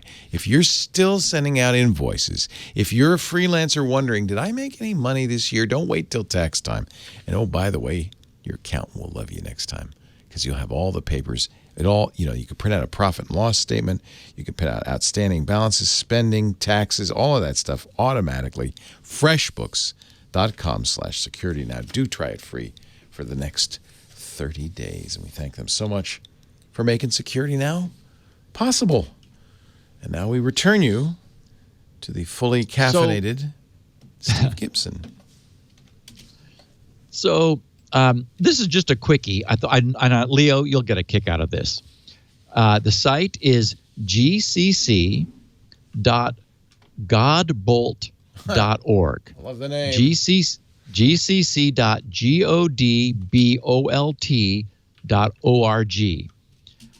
It is very cool. It is an interactive side-by-side display of a GCC compiler input and output. And what's neat is you can, over on the right-hand side, you can change which compiler version and which target chip, like x86, x64, ARM, and so forth. And in every case, you see the output of the compiler given the input. And over on the left, if you highlight different lines, you'll see that the lines are the source input is in different colors, and so it shows which line expands into which instructions. That's really neat. That is so neat. Isn't that cool? Yeah. This would be a good way to learn assembly. Yes, actually, it would be, because you're able to see, and if you put something more fancy in on for like the source code, the example they have is just a simple square of a number, but it's a good starter. But you put something else in, like a little bit of a program, and you can actually see the code that the compiler generates for all different chipset families. Yeah, so this is the ARM code.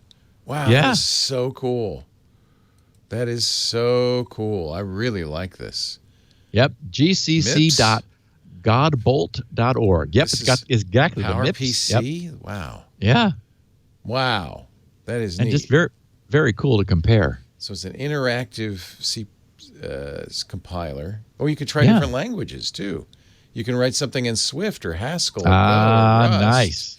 And then see how the Rust compiles or assembles out. Yes. Nice. What a nice little hack. Godbolt. Yeah. Godbolt, gcc.godbolt.org. And I did want to mention, we've talked about the crack vulnerability and updating routers. I was looking at mine the other day, and there was a little yellow exclamation point flashing. And I thought, oh, what's that? And it's like, oh, there's an update for your firmware. In this case, it was an ASUS RT-AC68U router. And I was, of course, very curious to know what the firmware was doing. And sure enough, first thing on the list, security fixed crack vulnerability. Then it fixed a series of CVE numbers.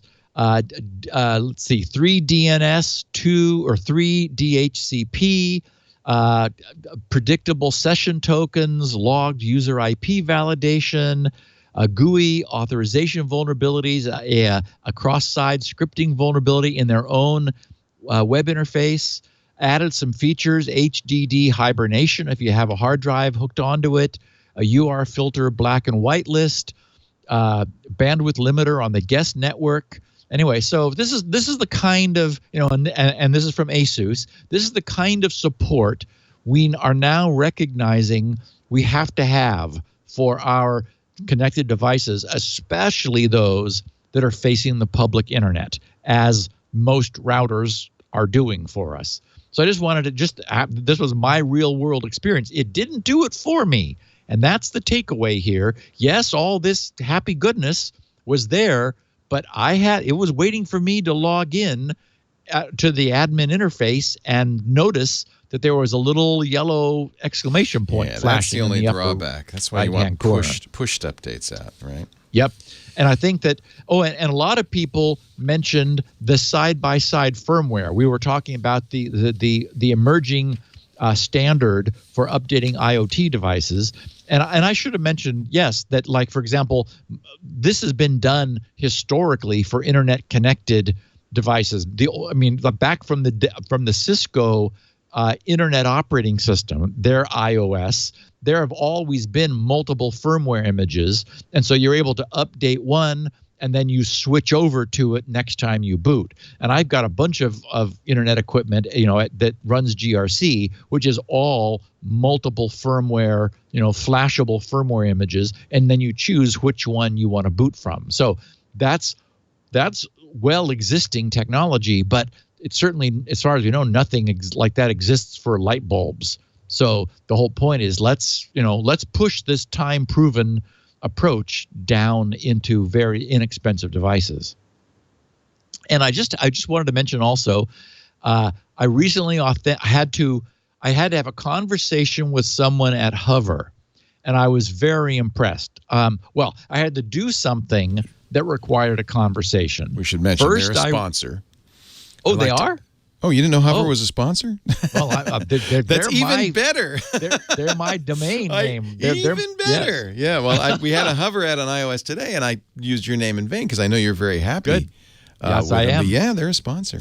Okay, so good. They're a sponsor, and they were, I fell in love with them before. As everyone knows, I was looking for a solution, an alternative to network solutions, who I had been with forever, have been with forever. In order to get what I needed done, I first received a PIN through email to my registered email account. I then had to have a telephone conversation where I had to read them back the PIN and feed them the current, because I have two-factor authentication set up on my Hover account, had to read them the instantaneously correct current 6-digit two-factor authentication, which the guy I was talking to, Shane, immediately confirmed and said, okay, what do you need? So that's Nice. what I want. Yeah. I want that kind of, frontline security for the people who are maintaining my domain name registration. So yay. Also, a question that frequently comes up, I wanted to touch on briefly. I saw this Dave L. in San Rafael, so in your neck of the woods, Leo, sent the subject was Spinrite on hybrid hard drives, sent to us on the 5th of November. He said, my new laptop has a hybrid hard drive on which I have been afraid to run Spinrite in fear that the solid state portion would be degraded by heavy reads and writes. Can you advise listeners on the best way to run Spinrite on such a drive? The answer is yes, of course, and there's nothing you need to do. From the very first days of Spinrite, Spinrite takes advantage of some features which have always existed from the beginning of the IDE world to disable all caching on drives. Spinrite has never wanted to test the RAM cache on drives which do caching. And so the hybrid drive is an extension of that. Basically, it's a non-volatile cache where the things that the drive determines are read most often are kept in order to minimize read delays, because it's possible to read from a big SSD cache, as we know, way more quickly than it is to move the heads and wait for the data to rotate around and get read if it doesn't exist in the much, much smaller RAM cache. So essentially, there's a hierarchy of caches, RAM, and then essentially non-volatile read cache, and then the big physical magnetic read-write memory. What Spinrite does, it is to disable all caching, and the hybrid caching is part of that. So that gets turned off in order that Spinrite has direct physical access to the magnetic media, which is what you really want to perform recovery on and testing on. So users need do nothing. Spinrite, thanks to the fact that caching exists and the hybrid sort of interstitial cache between RAM and magnetic surface is also a cache. That gets turned off, and Spinrite has direct access. So works just fine on hybrid drives. Some quick closing the loop pieces. Christopher Ersick said, the installer I downloaded today on November 11th from LastPass was signed on October 3rd, but with a cert that expired on the 29th, on October 29th. Is it good practice to trust or not? Okay, so this is interesting. Code signing certificates are handled differently than web signing certificates, than the certificates that websites use. There, because the nature is real-time downloading, that like on a website, you are establishing a connection right now where you want to verify the identity right now of this website. The certificate the site is offering in real time must have its dates be valid. We often talk about as a site inadvertently offering an expired certificate. But the model for protection is different for code signing. With code signing, what you really want is to know that the at the time of the signing, the company doing the signing had a valid certificate. So what you want to prevent is somebody gets an old, some bad guy gets an old expired certificate and then uses that to sign their malware, which would then be trusted. So the way this is handled is there's something known as a time server, and the code signing system is able, as part of what it does, to on the fly query a time server, generally provided the URL for that is, it can be provided by the user, or it's often contained in the certificate. That is, the certificate itself says where to query for time.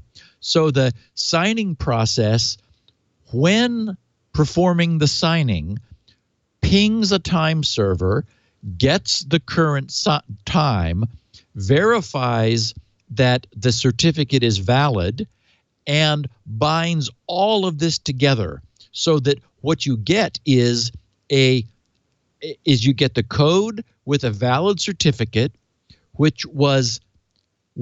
and the time stamp on which the code was signed, and the assertion that at the time it was signed, that time fell within the validity period of the certificate.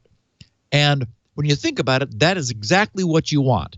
It makes sense, because code that's going to be downloaded could sit on the shelf for years. And so 10 years from now, you may download it. Well, the certificate is certainly going to have expired. So rather than like forcing all code everywhere to always be re-signed, which is not practical, with a now valid certificate, the idea is this use of a time server and a timestamp sidesteps that. It's what we really want. It verifies when it was signed, it was valid. And then, of course, you check the signature to verify that it hasn't been changed since then. So great question, Christopher, and I'm glad you asked for clarification. I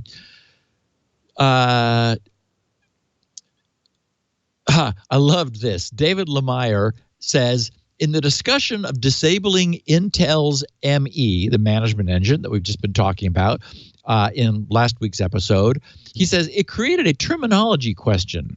He says, if killing a phone is bricking it, is killing a motherboard planking? Which I thought was kind of fun and clever. Of course, we call it bricking the phone because then you're just sort of holding a brick in your hand. In the case of a motherboard, well, what would a dead motherboard be? I guess maybe a plank.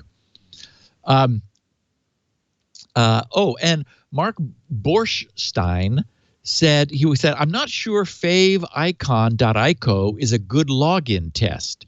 He said, usually anonymous since it's displayed on login pages. Okay, so Mark, I think what you're missing here is that the reason faveicon.ico is a good test is that it's almost certainly known to be an image on the root of any server. So without needing to customize a query per site where you would just go get some image on the site, and you could certainly do that. You could know that Google has this image on their, like whatever, their logo or something, and you could query that image. But most sites are going to have a faveicon.ico image. The point is, images are allowed to be pulled by scripts across domain, meaning that you can go get some other sites .ico image, and all we're wanting from that is to obtain the cookie for that site and that user. And cookies are always offered with any asset from a site. So it doesn't matter if it's anonymous or not. All it has to be is any image. And so favicon.ico is a good one. And this was sent to us or to me and to you, Leo, kind of a cool project that a Louis Zepeda performed for us. He said, "Hey, Leo, I remember you asked at SGGRC if he believed that security was getting better across all these years of Security Now. Well, I ran some natural language processing and sentiment analysis tools." What? And here, there's a graph. You should put it up on the screen. This is hysterical. Sentiment analysis tools across all the transcripts, and his analysis shows a slight downward trend. It's getting slightly worse. Downward is bad. And yes, so from episode 0 out through, looks like he went all the way through, like episode 636. Look at this outlier up here. We were in a really good mood that day. That must have been a happy day. Yes. Woohoo! So maybe these are like negative words and thoughts. Yes, correct. Wow. And so there basically some things are positive and some things are negative, and maybe it actually reflects my amount of caffeination. I'm not sure. Well, it's pretty. It's a pretty random distribution. It is. Very. It's only a very slightly downward trend. Very slight. Yeah. Wow. Very cool. But thank you, Louis. That's brilliant. Man, we have some geeky listeners. Wow. That's amazing. And Ronald A. Suchland said, "I cannot find anything to stop leak test." What? Huh? Win 7 64-bit LavaSoft locks up the computer. Okay, so leak test is something I wrote many moons ago to demonstrate the concept of outbound blocking. That is the idea, and this was because I liked the idea that something in your computer could be caught leaking behind your back. And in fact, it was because I was an early tester of Zone Alarm that Zone Alarm warned me that of the Oriet adware, which was connecting without my knowledge or permission behind my back. And it was like, what is this DLL that I didn't give permission to talking to somebody I didn't say it could talk to? So I created a leak test as a simple app that anyone could use to see whether their system would detect outbound connections. So it's really sort of obsolete. By default, things in your computer are allowed to do, create web connections to the outside world. So yeah, if you had a hardware or had a firewall which was in the machine where you had set it to deny all unless I explicitly accept, then leak test would fail to make its connection, and maybe you would get warned. But that would be very burdensome. We did that once upon a time with Zone Alarm, but now we've sort of loosened things up. The firewall that is in Win 7 64-bit will do that.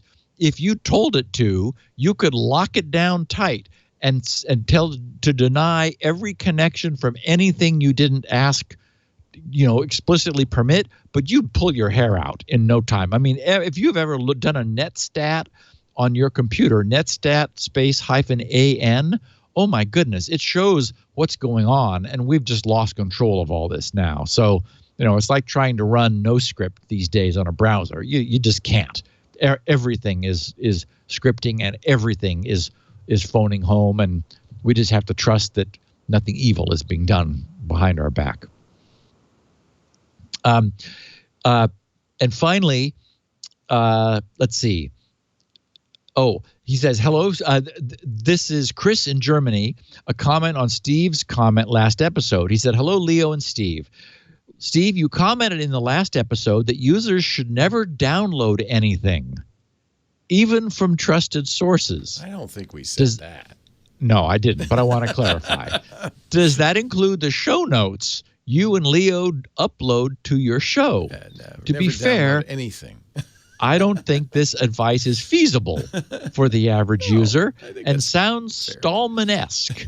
Could you elaborate on that further? How am I supposed to use the internet without downloading anything? Thanks. And he sounds German, doesn't he? Thanks a lot. I appreciate the podcast and your experience. Chris, let me explain. What I said was, do not ever download anything offered to you that you didn't go looking for. That's the distinction. And I would argue probably the single most valuable piece of advice available today. That's what sites do when they say, oh, you need to download this new font because if you want to see this page properly, or, oh, we want to show you this amazing person making pizza, but you need to update your version of Adobe Flash. Click here. Those are things being pushed on you, pushed to you. And to that, you want to say no. It is almost guaranteed to be malware. So if you believe you need a new version of Adobe Flash, go to Adobe and get it after thinking 5 times about whether or not that is a good idea. The point is, never accept candy from a stranger or a download link from some random site, even one you trust. Yes, download our show notes. Download, Squirrel as soon as it's available from GRC. But go get it. Don't go to a site that says, oh, you need Squirrel. Click here. Please, come to GRC and ask for it. It's free. But, never download something that some site is offering to you. That's the point I'm trying to make, because that's a form of social engineering. Many sites try to take advantage of the naivete of users who are like, oh, I didn't realize that was obsolete. Okay, I'll click here to update. I mean, that's gonna the problem is it's gonna be successful for like most of the time. Okay, so last week, our often quoted guru and security expert and crypto person whose books I have, behind me on my shelf, Bruce Schneier, was asked to testify before the House Energy and Commerce Committee on his feelings about the Equifax hack. There is on his site, his current blog, it's www.schneier.com, SCHNEIER.com. There's a link to the video of his testimony if you want to watch it. But I want to share some of the points he made because they were good. So, and he starts out a little bit with his CV. Mr. Chairman and members of the committee, thank you for the opportunity to testify today concerning the security of credit data. My name is Bruce Schneier, and I'm a security technologist. For over 30 years, I've studied the technologies of security and privacy. I've authored 13 books on these subjects, including Data and Goliath, the hidden battles to collect your data and control your world, published in 2015 by Norton. He says, my popular newsletter, Cryptogram, and my blog, Schneier on Security, are read by over 250,000 people. Additionally, he says, I'm a fellow and lecturer at the Harvard Kennedy School of Government, where I teach Internet security policy, and a fellow at the Berkman Klein Center for Internet and Society at Harvard Law. I'm a board member of the Electronic Frontier Foundation, Access Now, and the Tor Project, and an advisory board member of Electronic Privacy Information Center and verifiedvoting.org. I'm also a special advisor to IBM Security and the chief technology officer of IBM Resilient. So obviously, he's got a beautiful CV that demonstrates to these guys who have no clue which end is up, that this is a guy whose opinion is informed.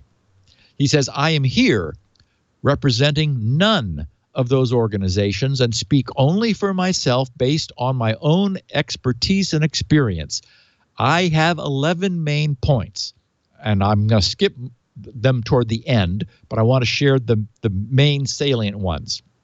He says, 1, the Equifax breach was a serious security breach that puts millions of Americans at risk. We all know that, but he wants to establish some ground.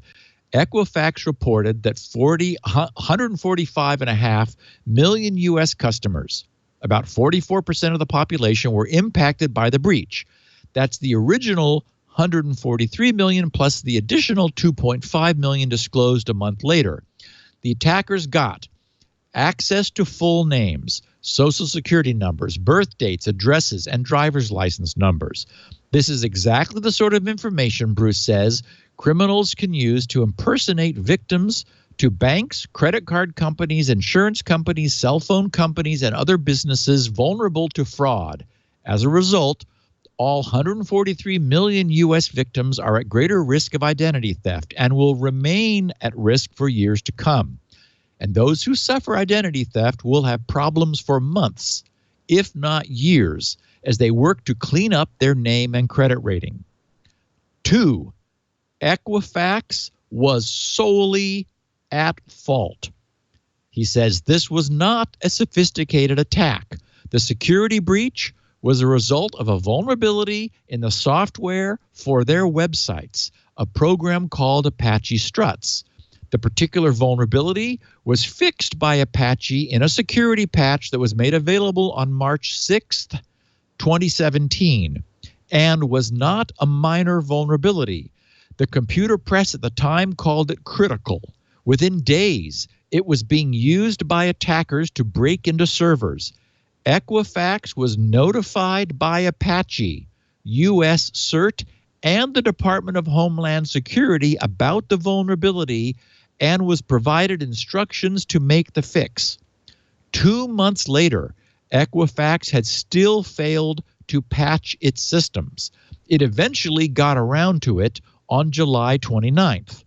The attackers used the vulnerability to access the company's databases and steal consumer information on May 13th, over 2 months after Equifax should have patched the vulnerability. The company's incident response after the breach was similarly damaging. It waited nearly 6 weeks before informing victims that their personal information had been stolen and that they were at increased risk of identity theft. Equifax opened a website to help aid customers, but the poor security around that, the site was a domain separate from the Equifax domain, invited fraudulent imitators and even more damage to victims. At one point, the official Equifax communications even directed people to that fraudulent site. He says, finishing point 2, this is not the first time Equifax failed to take computer security seriously. It confessed to another data leak in January 2017. In May 2016, one of its websites was hacked, resulting in 430,000 people having their personal information stolen. Also in 2016, a security researcher found and reported a basic security vulnerability in its main website. And in 2014, the company reported yet another security breach of consumer information. There are more. 3, he says, there are thousands of data brokers with similarly intimate information, similarly at risk. Equifax, he says, is more than a credit reporting agency. It's a data broker. It collects information about all of us, analyzes it all, and then sells those insights. It might be one of the biggest, but there are 2,500 to 4,000 other data brokers that are collecting, storing, and selling information about us, almost all of them companies you've never heard of and have no business relationship with. The breadth and depth of the information the data brokers have is astonishing. Data brokers collect and store billions of data elements covering nearly every U.S. consumer.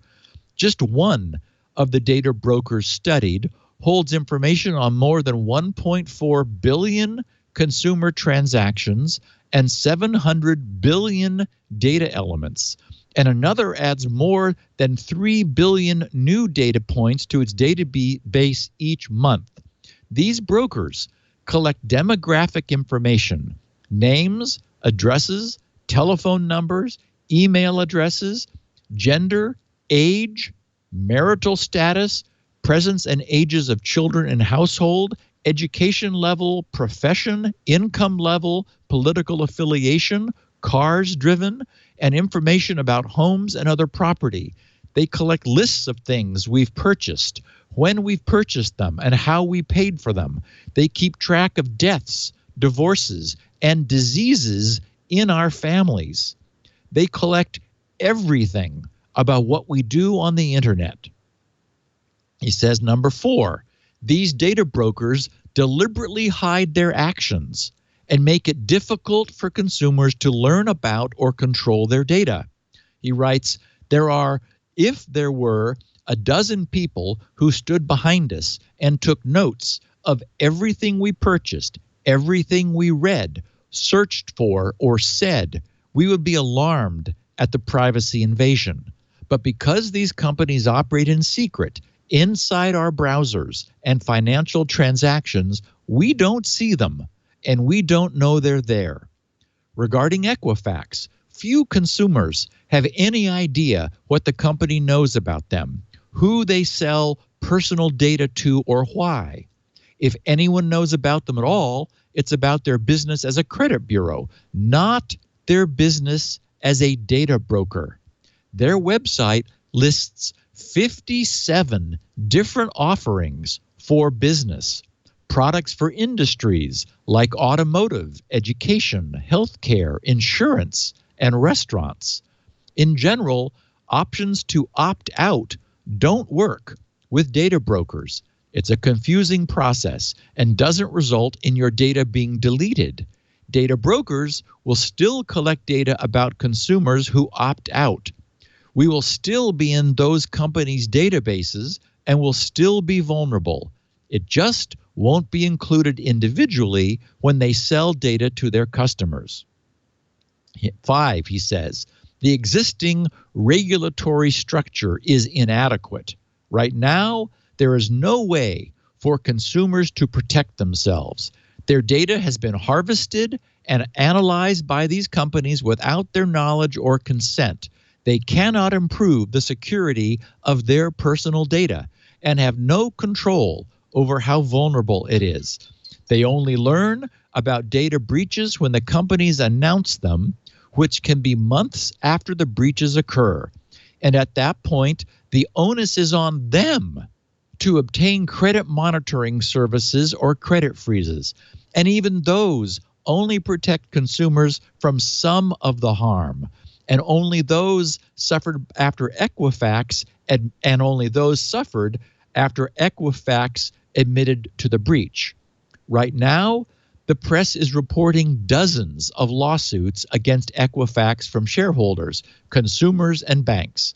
Massachusetts has sued Equifax for violating state consumer protection and privacy laws. Other states may follow suit.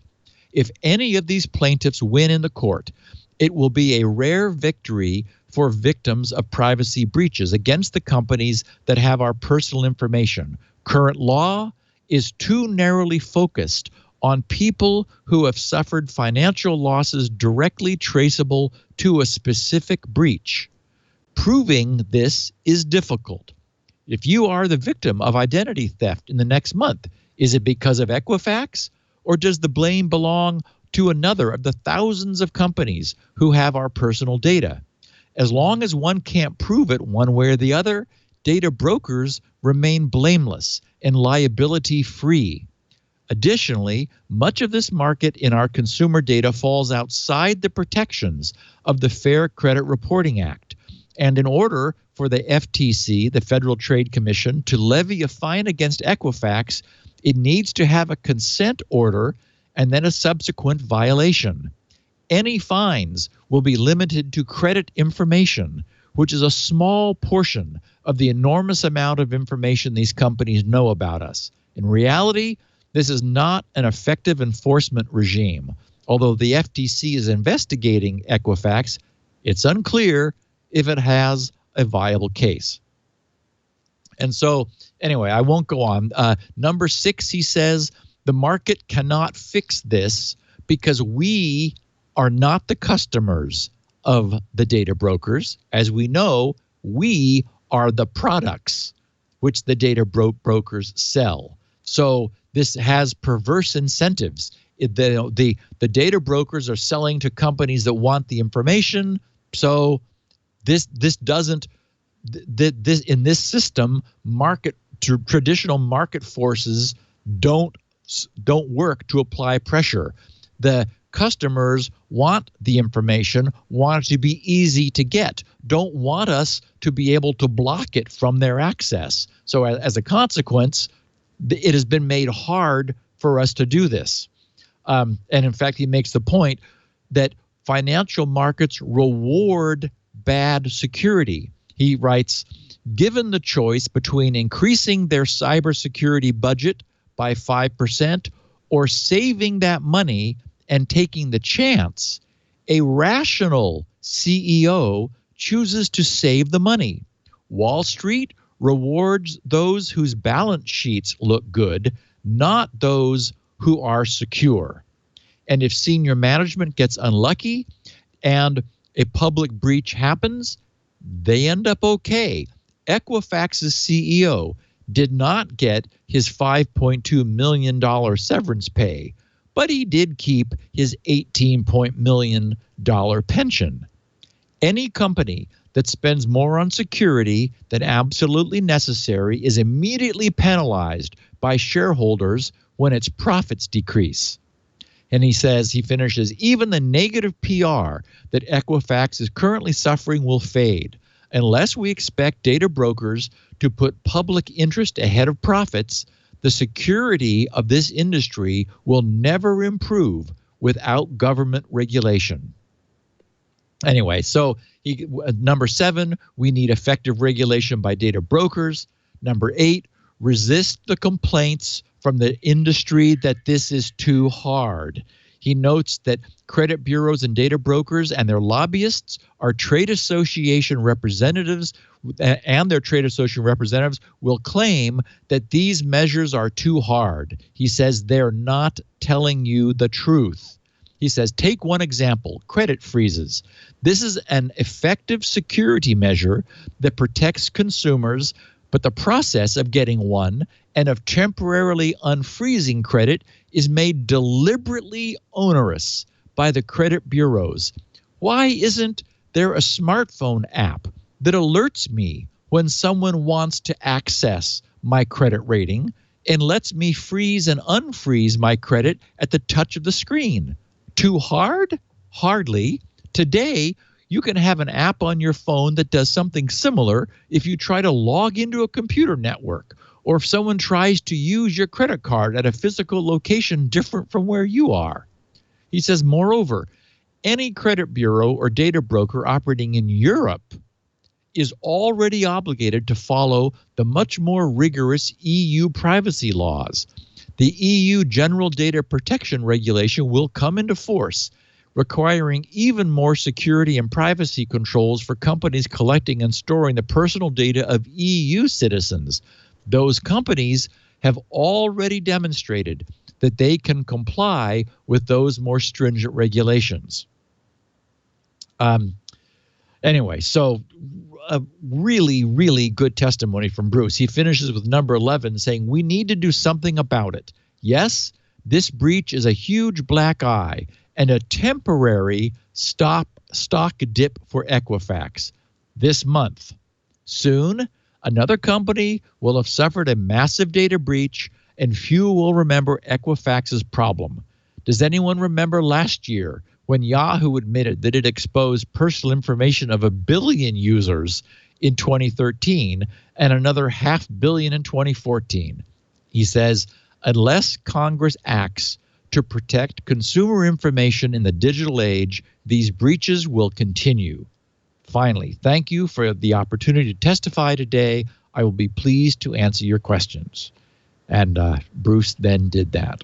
So bravo for having someone who understands the problem, who understands security, and who understands that, we could easily, if they chose to, give us the technology, at least in these cases, to manage the availability of our credit far more usefully than we have today.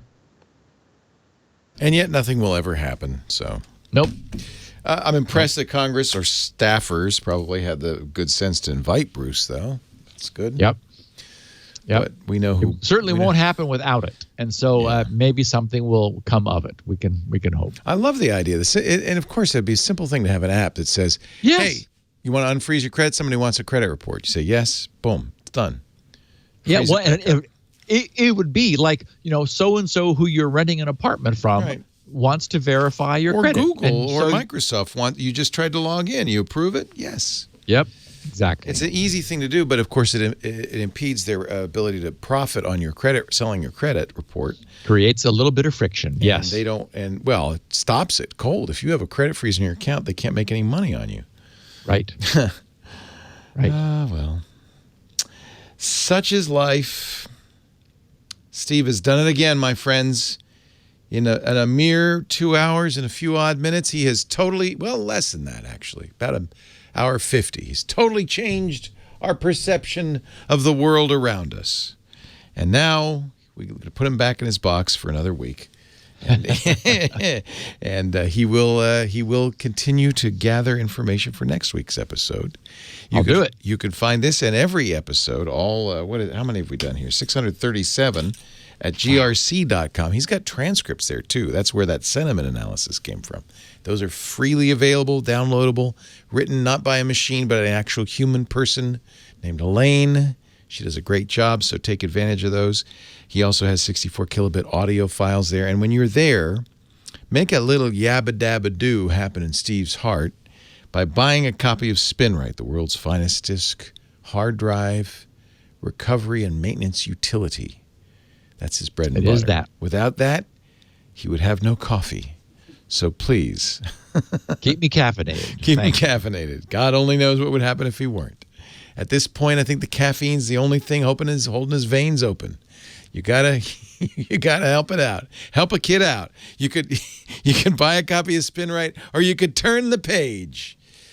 Don't turn the page. You can also find audio and video. Oh, you really don't want to see the video of this. You can get video of this fine show. It's really riveting video. The only thing I can say about the video that's good about it is because the very little's moving in the shot, basically Steve's lips and those blinky lights behind him, the compression is excellent. Fabulous. Fabulous, highly compressed video available at twit.tv/SN. You can also subscribe and watch it at your heart's content on your favorite device. Twit.tv/SN. And if you want to watch live, do it it'd be best to come by around 1:30. We usually get to Steve a little bit later, but around 1:30 p.m. Pacific on Tuesday afternoons. There's another one. There's a yabba-dabba-doo. Somebody yabba-dabba-dooed you. Thank you very much, listener. Thank you. That's somebody listening live right now who said, I'm going to do that. That's a good idea. Thank you. Let's make more yabba-dabba-doos happen. Sometime between 1:30 and 4:10 Pacific. That's 4:30 Eastern Time. That's 21:30 UTC. You can come by, watch the show, be in the chat room at irc.twit.tv. If you shut off the blinky lights, the file size will go down another 20%. Bill's pointing that out. I think he's got a good point. That's killing the keyframe there. Killing it. We will see you next time, Mr. Steve Gibson on Security Now. Thank you, my friend. Next week. Security